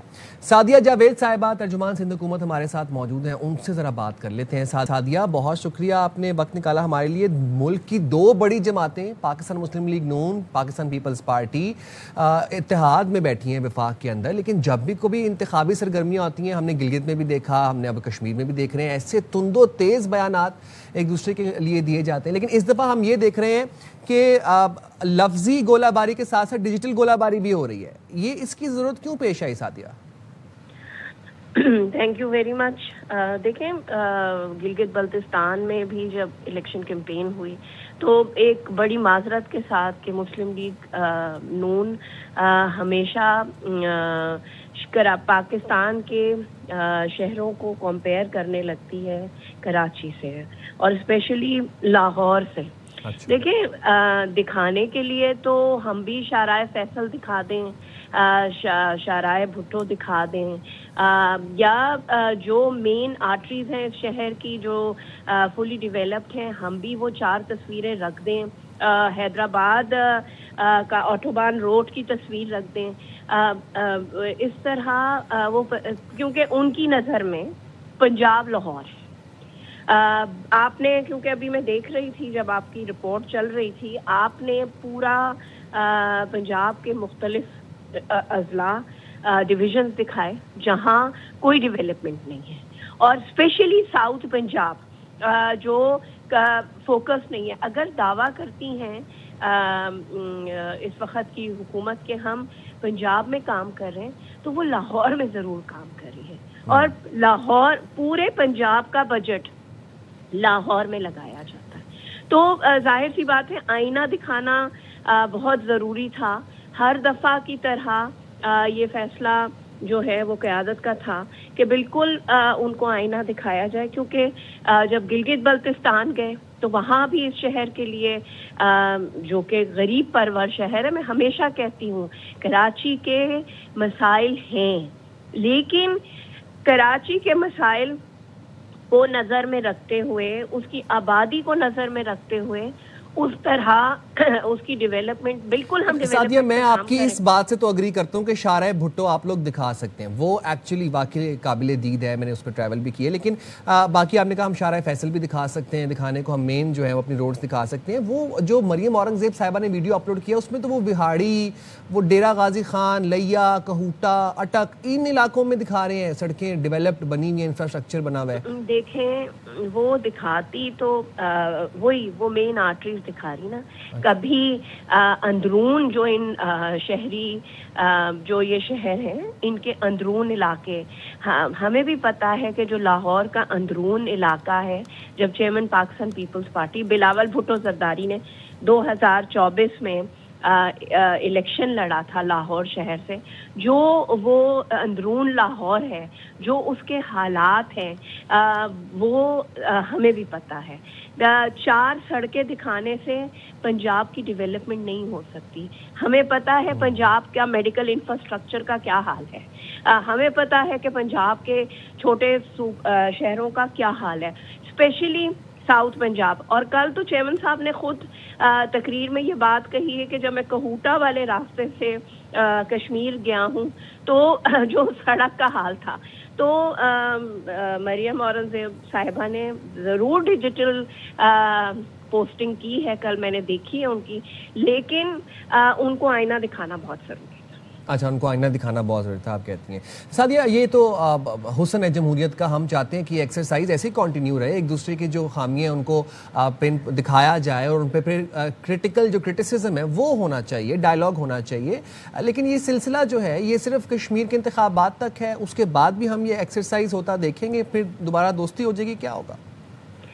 देखिए, पॉलिटिकल पार्टीज, आपको पता है कि पाकिस्तान पीपल्स पार्टी हमेशा रिकन्सिलिएशन और जो है वो डिवाइड नहीं चाहती। हम चाहते हैं कि लोग मिल बैठकर बातचीत के ज़रिए रिकन्सिलिएशन देखें के ज़रिए जो है वो चलें, वो हमारी ज़रूर कोशिश होती है। लेकिन आईना भी दिखाना बहुत ज़रूरी है और हम वो नून लीग को दिखाते रहेंगे, क्योंकि नून लीग जो है ना वो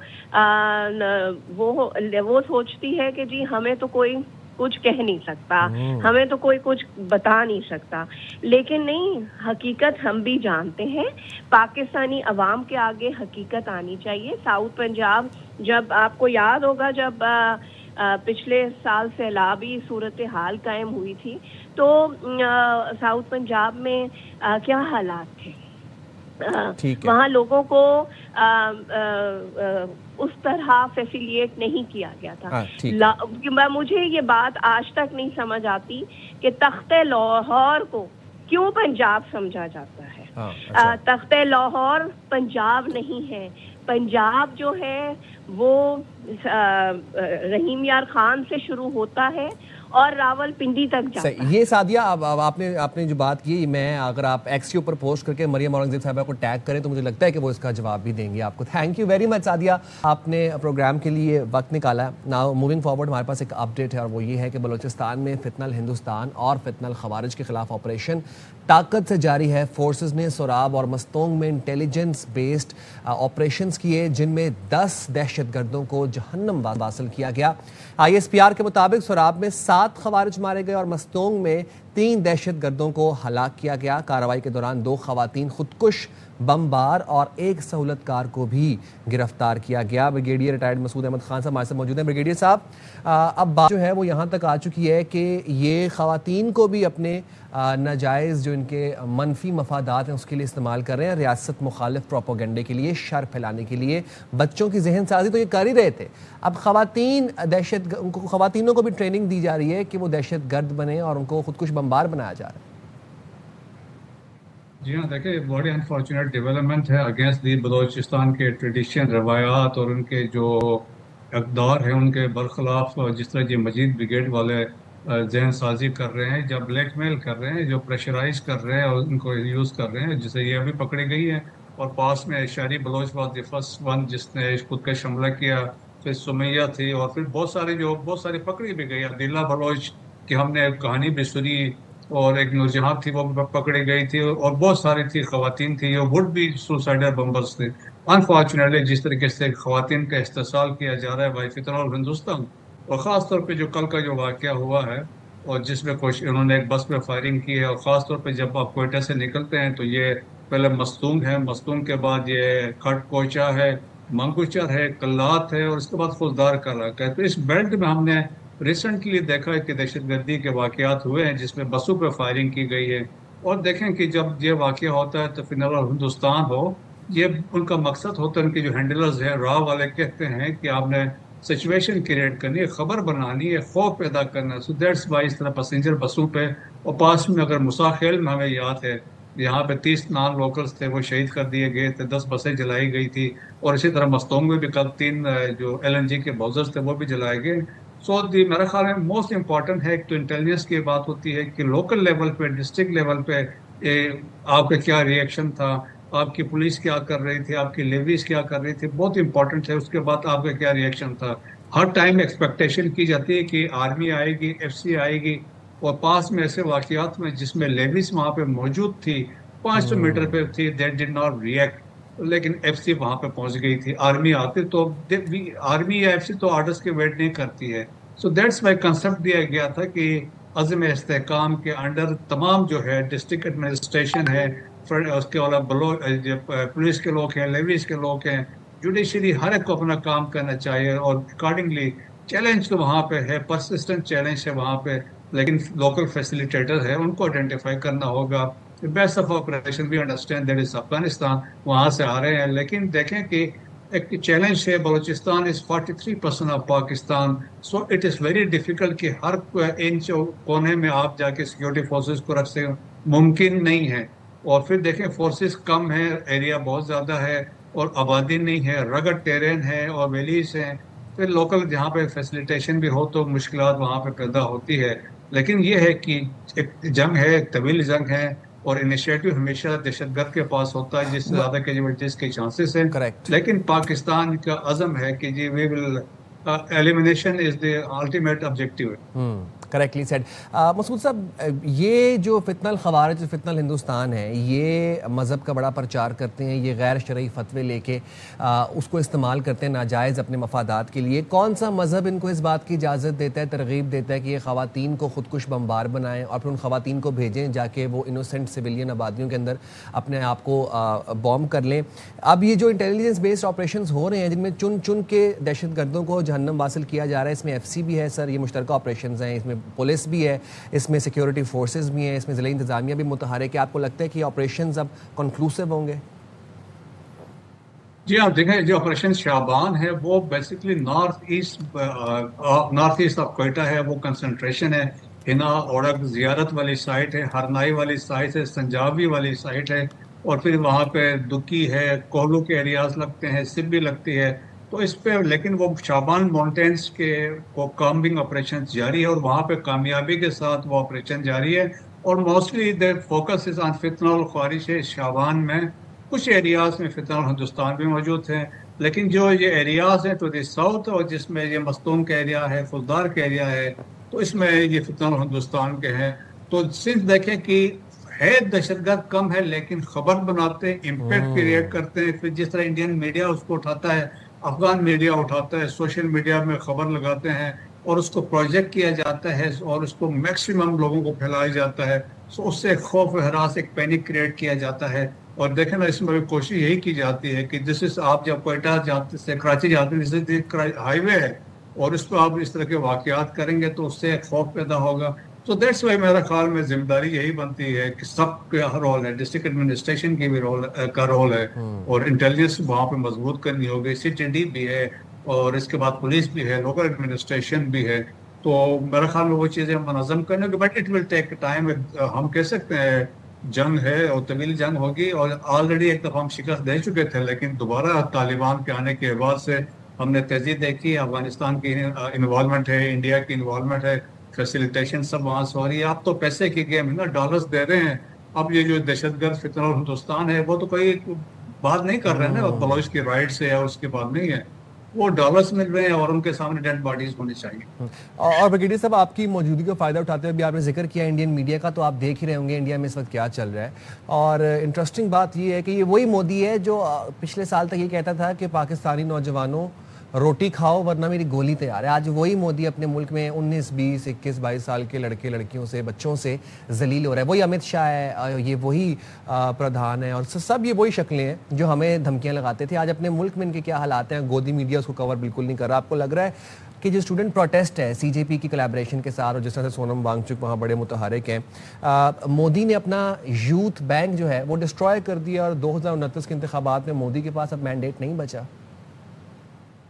देखें, कॉकरोच जनता पार्टी ने चैलेंज कर दिया है दी पॉलिटिकल रेपुटेशन है बीजेपी आरएसएस की, या उनका आप समझ ले जो उनकी स्टैंडिंग थी, जो उनकी एक आप समझ ले रेपुटेशन थी, वो डैमेज कर गए हैं। और स्पेशली देखें 25 लाख से ऊपर उनके फॉलोअर्स हैं इंस्टाग्राम में, मतलब बहुत स्ट्रांग प्रेजेंस है। और फिर देखें इंटरनेशनल मीडिया की नज़रों में आ गए हैं। और फिर जो लोग हैं जनरेशन जी वाले हैं, यंगस्टर्स हैं, सो अब एक थ्रेट बन गई। जिस तरह हमने जंतर मंदिर के बाहर के मनाजिर देखे हैं, जिस तरह पब्लिक बच्चे वहाँ पे हैं, और जिस तरीके से पॉलिटिकल पार्टीज की सपोर्ट है, so it has not develop a political threat. अभी आप देखें फ्यूचर में अभी वो कहते हैं it is electoral threat to BJP RSS government. जिस तरह यंगस्टर्स ने है, जिस तरह हमने बांग्लादेश में वाकयात देखे, जनरेशन जी ने टेक ओवर कर लिया था, तो यहाँ भी इंडिया में आप नियर फ्यूचर में देखेंगे जो मजालिम वहाँ पे मुसलमानों के साथ हो रहे हैं, सिखों के साथ हो रहे हैं, क्रिश्चियंस के साथ हो रहे हैं, दलित के साथ हो रहे हैं, यू नेवर नो कि कल ये भी लोग उठ खड़े होंगे। अल्टीमेट ये है कि इंडिया की जो देखें ना कि ओबामा राइटली सेड कि there will be point of time when India will pull apart, India टूट जाएगा, तो लाइकली है। Rightly said. बहुत शुक्रिया ब्रिगेडियर साहब, आपने प्रोग्राम के लिए वक्त निकाला। और यहाँ पर हम लेंगे एक छोटी सी ब्रेक, हाजिर होंगे ब्रेक के बाद। स्टे देयर विद अस।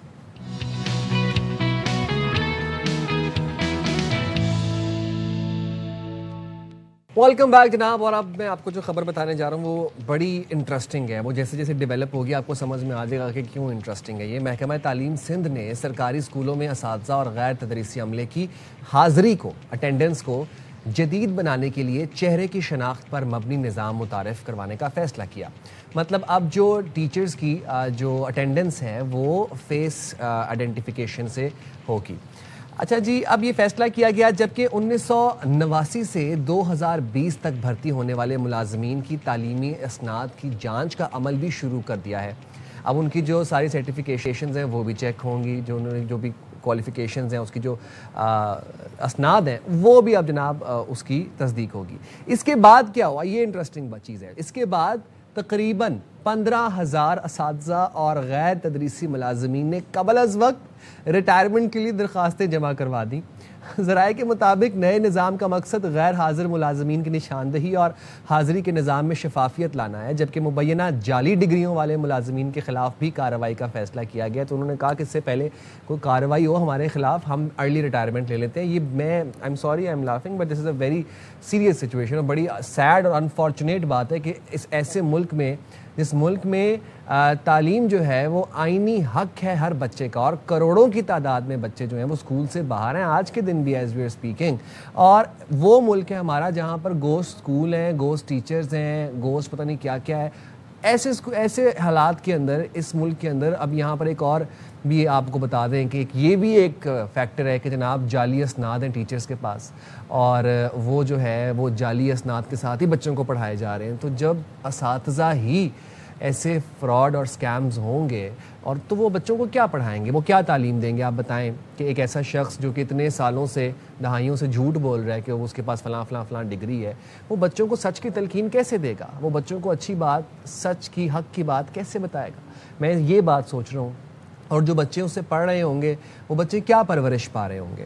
तो ये पेरेंट्स के लिए भी खैर एक बड़ा एक थिंकिंग, सोचने के लिए एक बड़ी एक चीज़ है कि आप लोग जब ट्यूटर्स रखते हैं, हायर करते हैं, बच्चों को ट्यूशन्स भेजते हैं, क्रैश कोर्सेज़ के लिए भेजते हैं, तो ये चीज़ें देखा करें कि टीचर्स जो हैं वो वेरीफाइड हैं, वो सर्टिफाइड हैं, उनके पास क्या असनाद है, उनका क्या बैकग्राउंड है, क्या क्वालिफ़िकेशन है। जो पेरेंट्स अपने बच्चों को मॉन्टेसरीज़ में भेजते हैं या डे केयर्स में भेजते हैं, वहाँ पर भी देखा करें कि क्या भाई किस माहौल में आपके बच्चे परवरिश पा रहे हैं, किस माहौल में परवान चढ़ रहे हैं। बहुत सी चीज़ें जो बच्चों को अर्ली स्टेज में ही बच्चों को समझाई जाती हैं, क्योंकि उनका दिमाग जो है वो डेवलपिंग होता है ना, डेवलप हो रहा होता है। उस टाइम पे बच्चों के दिमाग में अगर आप ये बात डाल दें कि झूठ बोलने में तो मसला ही कोई नहीं है, या सच से जो है वो आपने इनकार करना है और आपने की जगह बातिल का साथ देना है, ये छोटी छोटी इंस्टेंसेस होते हैं जहाँ पर बच्चे ये चीज़ें सीख लेते हैं। और ये जिम्मेदारी होती है टीचर्स की कि बच्चों को ये बातें ना सिखाना। But I am very surprised कि 15,000 टीचर्स ने और जो बाकी स्टाफ था, जो गैर तदरीसी मुलाजमीन थे, उन्होंने अर्ली रिटायरमेंट अप्लाई कर दी, क्योंकि उन्होंने कहा कि डिग्रियां चेक हो रही हैं, दूसरा यहाँ पे आके अटेंडेंस लगानी पड़ेगी, फेस दिखा के फेस वेरीफाइड होगा, वेरिफिकेशन होगी, तो उससे बेहतर है कि कोई इससे पहले कोई कार्रवाई हो, हम अर्ली रिटायरमेंट ले लेते हैं। क्या बात है जी। मूविंग फॉरवर्ड जनाब, अब ज़रा आपको बता दें कि लाहौर में क्या सिचुएशन है। लाहौर में रेबीज़ का मूजी मर्ज़ एक और मासूम ज़िंदगी निकल गया। मेयो अस्पताल में ज़ेरे इलाज 4 साला बच्चा मोहम्मद यासीन जान की बाजी हार गया। डॉक्टर्स के मुताबिक बच्चे को तकरीबन 1 माह कबल आवारा कुत्ते ने काटा था। अहले खाना की जानिब से वैक्सीनेशन भी करवाई गई, ताहम बादअज़ां बच्चे में रेबीज़ की अलामत ज़ाहिर हुई और हालत बिगड़ती चली गई। रेबीज़ की अलामत में एक सबसे जो मेन अलामत है वो ये है कि बच्चे को जिसको रेबीज़ होता है वो उनको हाइड्रोफोबिया हो जाता है या एरोफोबिया हो जाता है। तशवीशनाक हालत के बाइस बच्चे को वेंटिलेटर पर मुंतकिल किया गया, लेकिन तिब्बी माहिरीन की तमाम कोशिशें नाकाम रहीं और नन्ही जान दम तोड़ गई। डॉक्टर्स का ये बताना है कि चंद रोज़ के दौरान मेयो अस्पताल में रेबीज़ के बाइस ये दूसरी हलाकत है। तिब्बी माहिरीन ने शहरियों को खबरदार करते हुए कहा है कि कुत्ते के काटने के बाद फौरी तौर पर तिब्बी मरकज़ पहुँचें, रेबीज़ वैक्सीन का मुकम्मल कोर्स लाजमी करवाएं और किसी भी अलामत को नज़रअंदाज ना करें। साथ ही साथ इंतज़ामिया की ये रिस्पॉन्सिबिलिटी बनती है कि इन जो स्ट्रे डॉग्स हैं इनको भी न्यूटर करें, इनको स्प्रे करें, और दूसरी बात है इनको वैक्सीन, इनकी भी वैक्सीन होनी चाहिए, इनको वैक्सीनेट करें। कराची में तो खैर ये मामला तो बहुत ज़्यादा है। कराची में तो अभी तक वो एक रेबीज़ कंट्रोल कोई प्रोग्राम चल रहा है जो कि चले ही जा रहा है और हम आए रोज़ यहाँ पे वाक़यात रिपोर्ट करते हैं, लेकिन लाहौर के मेयो अस्पताल में ये कुछ अरसे में, 1 माह के अरसे में ये दूसरा वाक़या था। Very sad and very unfortunate. Moving forward, आपको बताते हैं कि आज हम कौन सा दिन मना रहे हैं। आपको पता है कि हम बाखबर सवेरा में आए रोज़ कोई ना कोई दिन सेलिब्रेट कर रहे होते हैं। आज world whale and dolphin day मनाया जा रहा है जनाब। क्या बात है, ताकि इसके समुद्री हयात के इन खूबसूरत और ज़हीन जानवरों के तहफ़्फ़ुज़ के हवाले से शऊर उजागर किया जा सके। व्हेल और डॉल्फिन न सिर्फ समुद्री माहौलियाती निज़ाम का अहम हिस्सा हैं, बल्कि समुद्रों के तवाज़ुन को बरकरार रखने में भी अहम किरदार अदा करती हैं। अब बढ़ती हुई आलूदगी, प्लास्टिक, कचरे, मौसमियाती तब्दीलियों, गैर कानूनी शिकार और समुद्री शोर के बायस इन जानदारों को शदीद ख़तरात लाहक हैं। अच्छा, ये दिन हमें याद ये दिलाता है कि समुद्रों का तहफ़्फ़ुज़ दरअसल पूरी ज़मीन के मुस्तक़बिल का तहफ़्फ़ुज़ है। ये बड़ी इंपॉर्टेंट बात है। आप देखें कि हमने अपनी जो पब्लिक बीच है, ये सी व्यू वाली, इसका क्या हशर किया है। हम जाते हैं अपनी बीचेस पे, वहीं पे प्लास्टिक बॉटल्स डंप करके आ जाते हैं, प्लास्टिक बैग्स वहीं फेंक के आ जाते हैं, जो खाया पिया ह्यूमन वेस्ट सारा वहीं छोड़ के आ जाते हैं। अब खैर जब लाहौर से नया आया तो हम बड़े एक्साइटेड होते हैं कि भाई जाके बीच देखें। जब बीच देखी इतनी डिसअपॉइंटमेंट हुई। और ये बात समझने की कोशिश करें कि प्लास्टिक जो है ना वो बायोडिग्रेडेबल नहीं होता, उसको दहाइयाँ सदियाँ लगती हैं एक प्लास्टिक की बॉटल को डिग्रेड होने में।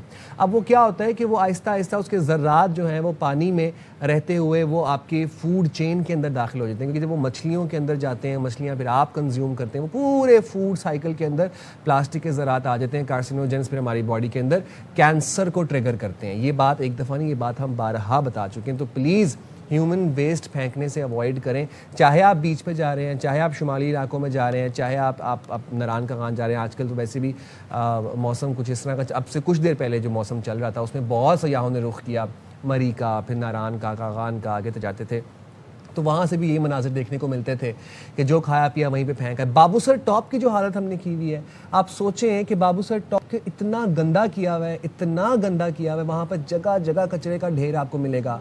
जो बंदा पहली दफ़ा बाबूसर टॉप जा रहा है वो जाके इतना डिसअपॉइंट कहता है, यार ये देखने के लिए हम इतना लंबा सफ़र करके, इतना मुश्किल सफ़र तय करके बाबूसर टॉप के हैं। क्यों? क्योंकि हमने, इंसान ने जहाँ जहाँ कदम रखा है उस जगह को गंदा किया है। और ये बात मैं आपको बारहा समझाता हूँ कि आप लोग प्लीज़ प्लांटेशन की तरफ आएँ। क्यों आप लोग प्लांट नहीं करते? महीने में एक आधा पौधा लगा लिया करें। अगर आप लोगों के पास जगह नहीं है लगाने की, आप अपनी बालकनीज़ में प्लांटिंग कर सकते हैं, रूफ प्लांटिंग कर सकते हैं। जिन लोगों के पास छत अवेलेबल है, अपार्टमेंट्स में जो लोग रहते हैं, कराची में, सिंस आपको पता है कि वर्टिकल कंस्ट्रक्शन है तो हमारे पास यहाँ पर जगह भी नहीं होती, तो आप लोग अपने आप इंडोर प्लांट्स रख सकते हैं। ये बड़ी छोटी छोटी बेसिक चीज़ें हैं जो एज ए सिटीज़न हमारी रिस्पॉन्सिबिलिटी है। ये बेसिक सिविक सेंस की बातें हैं जो बच्चों को बता दी जाती हैं बहुत कम उम्र के अंदर, लेकिन अब वो जाहिर सी बात है कि जब असातिज़ा के पास डिग्रियाँ ही जाली होंगी तो वो बच्चों को ऐसी बातें कैसे समझाएंगे। चलें जी, अब ज़रा आ जाते हैं, हम कुछ फ़िटनेस की बात कर लेते हैं। बड़ा इंपॉर्टेंट, आपको पता है कि फ़िटनेस को आपको अपने लाइफस्टाइल का हिस्सा बनाने की बड़ी अशद ज़रूरत है, क्योंकि आप ना जो चीज़ें खा रहे हैं वो भी आपकी सेहत के लिए मुज़र है, जो आप आबो हवा इनहेल कर रहे हैं वो भी आपके लिए मुज़र है। अब ऐसे में जाएँ तो जाए कहाँ? ऐसे में सिर्फ एक ही ऑप्शन है आपके पास, वो है फ़िटनेस।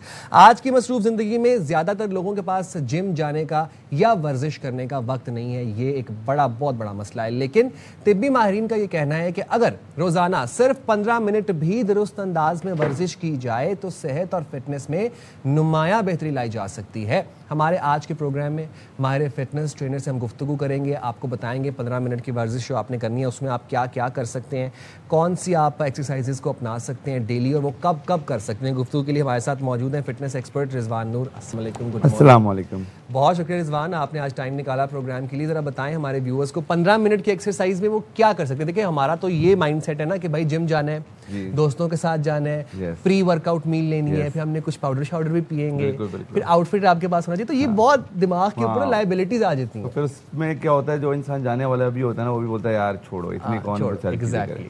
तो आज मेरी कोशिश ये होगी, क्योंकि आज का हमारा टॉपिक ये कि जो घर में बैठे वो लोग जो कि खासतौर पे जिम नहीं जाना चाहते, और वो लोग, क्योंकि हम लोग एक टीन एज को तो हम लोग केटर कर होते हैं, लेकिन वो लोग जो कि वाकई में जिम नहीं जा सकते, जिसके लिए उनके मसले हैं कि उनके पास इतनी ना एनर्जी होती है और वो थोड़ा सा ओल्डर एज की हम बात करें, तो उनके लिए मैं कुछ एक्सरसाइज आज बताऊंगा। और वो एक्सरसाइज ऐसी होंगी कि आज हमने बहुत दफ़ा प्रोग्राम किया है, हमने कुछ कोर एक्सरसाइज, फ्लोर एक्सरसाइज हर दफ़ा बताई है, बट आज मैं उनको कुछ चेयर वर्कआउट जो है, जो कि आप एक कुर्सी पे, क्योंकि हर घर में कुर्सी होती है, तो आज कोई ये एक्सक्यूज ना दे कि कुर्सी भी नहीं है हमारे घर में। अच्छा, पहले मैं कहूँ आपका मैट कहाँ पे आज? तो आज आप चेयर वर्कआउट बताने जा रहे हैं, ताकि एटलीस्ट वो लोग जो कि कुछ नहीं करे वो चेयर के ऊपर भी बहुत कुछ कर चलें जी, प्लीज, मैं बड़ा इंटरेस्टेड हूँ जानने में। ओके, तो सबसे पहले तो हम अगर इस वाली चेयर से स्टार्ट करें, मेक श्योर कि आप जब भी पूरा दिन बैठे हो, आपका जो पोस्चर है वो पोस्चर बिल्कुल इस तरह से बैक पोस्चर स्ट्रेट होना चाहिए। जब भी आप इस फॉर्म में बैठ जाते हैं तो आप समझें कि आप अपने कोर मसल को टारगेट नहीं करें। तो जब भी आप पूरा दिन कहीं पे भी ऑफिस में बैठे हैं, आप डेस्क बाउंड जॉब काम कर रहे हो, तो आपका पोस्चर स्ट्रेट होना चाहिए, शोल्डर्स आपके एक्टिव होने चाहिए। तो ये एक सबसे पहली चीज़ है। दूसरी चीज़, अब हमारे पास चेयर है तो हम चेयर की तरफ चलते हैं और अपने नाजरीन को बताते हैं एक चेयर पे हम क्या क्या कुछ कर सकते हैं। तो सबसे पहले तो वो लोग जो कि जिम नहीं जाते, और वो ख़वातीन भी ख़ासतौर पे, जो स्क्वाट्स वगैरह ऐसी एक्सरसाइज जो को उनको डर होता है कि अगर हम स्क्वाट्स करेंगे तो शायद हम गिर जाएं, पीछे हमारे कुछ है नहीं चीज़, तो इसलिए आज हम इस चेयर का इस्तेमाल करें। अब कोशिश आपको करनी है, चेयर जो कि आपके घर में एक बेसिक चेयर होती है, ये फिर भी एक व्हील वाली चेयर है, तो ऐसी चेयर लें जो कि एक जगह स्टेबल रहे। अब स्क्वाट्स से अगर हम स्टार्ट करते हैं तो स्क्वाट्स में एक डर होता है कि आप नीचे ना गिर जाएं, तो आप अपने पीछे चेयर रखें और अपनी मूवमेंट स्टार्ट करें। 10 से 15 रैप्स करेंगे और उसके बाद अगर आपको लगे कि इससे ज़्यादा नहीं हो सकते तो आप यहाँ पर आके होल्ड भी अगर करते हैं तो इस फॉर्म में भी जितनी देर उसको होल्ड करेंगे आपकी पूरी लोअर बॉडी का वर्कआउट हो रहा होगा, और जब आपको हिम्मत हार जाए तो आप बैठ सकते हैं। एटलीस्ट ये चेयर आपको उस लेवल पर सपोर्ट करेगी। अब आते हैं हम उन लोगों पे जो कि एक्सरसाइज नहीं करते, जिनका वेट ज़्यादा है, एज ज़्यादा है, वो चेयर के ऊपर बैठ के अपनी नीज़ की मूवमेंट कर सकते हैं, जो कि कंप्लीट रिहैबिलिटेशन होता है। आप एक उम्र के ऐसे हिस्से में जाते हैं जहाँ पे फिजियोथेरेपी वगैरह आपको करवानी पड़ती है, क्योंकि आपकी नीज़ में इतना दम नहीं होता कि आप एक्सरसाइज करें। तो आप ये वाली जो मूवमेंट है ये आप लाजमी तौर पे कर सकते हैं। इसके एटलीस्ट 20 से 25 रैप और 3 बार अगर आप इसको करते हैं तो इससे आपकी जो नी है वो बहुत ज़्यादा एक्टिव रहेगी और आपको चलने फिरने, उठने बैठने में एटलीस्ट सपोर्ट होगी। ज़बरदस्त। दूसरी चीज़, इसी में अगर आपको कुछ कोर की एक्सरसाइज करनी तो कोर की एक्सरसाइज भी आप इस फॉर्म में 1 लेग मूवमेंट ये कर सकते हैं, ठीक है। तो इसमें भी आपका कोर मसल्स एक्टिव हो रहा है। इसी तरह से अगर हम कुछ और अच्छी एक्सरसाइज की तरफ चलें तो मैं अपने नाजरीन के लिए एक ये वाली एक्सरसाइज जो कि हमारी मूवमेंट होती है लंजेस। अब इस लंजेस पे अगर आप बिल्कुल सीधा करते हैं तो आपके क्वाड्स के ऊपर लोड आ रहा है, अगर थोड़ा सा अपने आप को ट्रिल्ड करते हैं तो आपके ग्लूट्स के ऊपर भी एक्टिवेशन हो जाती है। तो इस तरह से अच्छा, इसमें तो चेयर बिल्कुल भी आपकी व्हील्स वाली नहीं होनी चाहिए ना? हाँ, मैंने इसलिए सबसे पहले बताया कि ये वाली व्हील चेयर नहीं यूज़ करनी, क्योंकि इसके थ्रू आप और किसी मसले में आ जाएंगे। तो एक बेसिक चेयर या फिर सोफा भी इस्तेमाल कर सकते हैं। You can use the sofa as well. फिर इसके बाद आती है ट्राइसेप वगैरह की एक्सरसाइज। इसमें अगर आपके पास हैंडल्स हैं तो आप सिर्फ और सिर्फ इस फॉर्म में उठें और बैठ जाएं। Very nice. उठें और बैठ जाएं। अब इस मूवमेंट में होगा क्या कि आप इस तरह से मूवमेंट करेंगे तो आपके पूरे ट्राइसेप मसल्स एक्टिवेट होंगे। तो आप इस फॉर्म में भी एक्सरसाइज कर सकते हैं। क्या बात है। एक चीज़ जो कि बहुत अच्छा मैं चैलेंज बताना चाहता हूँ अपने उन तमाम लोगों को, अगर आप 40 की एज में हैं या फिर 40 से ज़्यादा हैं तो आपको एक चीज़ आज ट्राई करनी पड़ेगी। एटलीस्ट उससे आपको ये पता चलेगा कि आपका फिटनेस लेवल इस वक्त कहाँ पर है। सो आज मैं तमाम लोगों को चैलेंज दे रहा हूँ, जो 40 से ऊपर हैं उनके लिए अलग।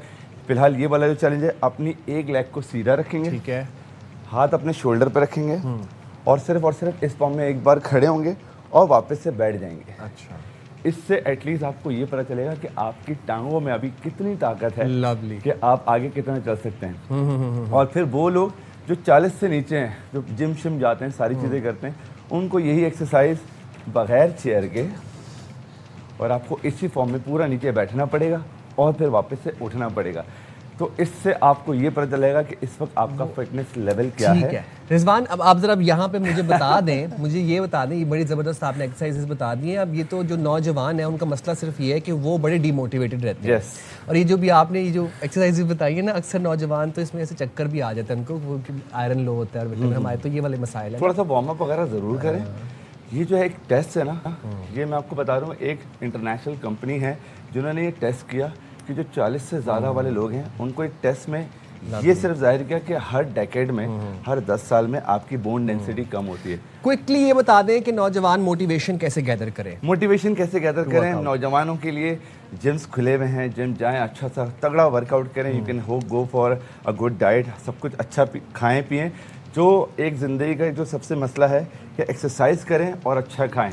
अगर सिर्फ खाने पे फोकस करा वेट बढ़ेगा। इसी तरह से अगर एक्सरसाइज के साथ खाते रहेंगे तो हमेशा ज़िंदगी भर फिट रहेंगे। Lovely, thank you very much Rizwan, बहुत अच्छा लगा आपसे मिलकर, बड़ी ज़बरदस्त एक्सरसाइज बताई। तो अपना बहुत ज़्यादा ख्याल रखें, एक्सरसाइज करें, eat clean, keep your environment clean, start planting and also अब मानसून का सीज़न है तो आप लोग ज़रा घर से बाहर निकलते वक्त भी एहतियात करें। मुझे दें इजाज़त, में बहुत ज़्यादा ख्याल रखिएगा। अल्लाह हाफ़िज़। पाकिस्तान जिंदाबाद।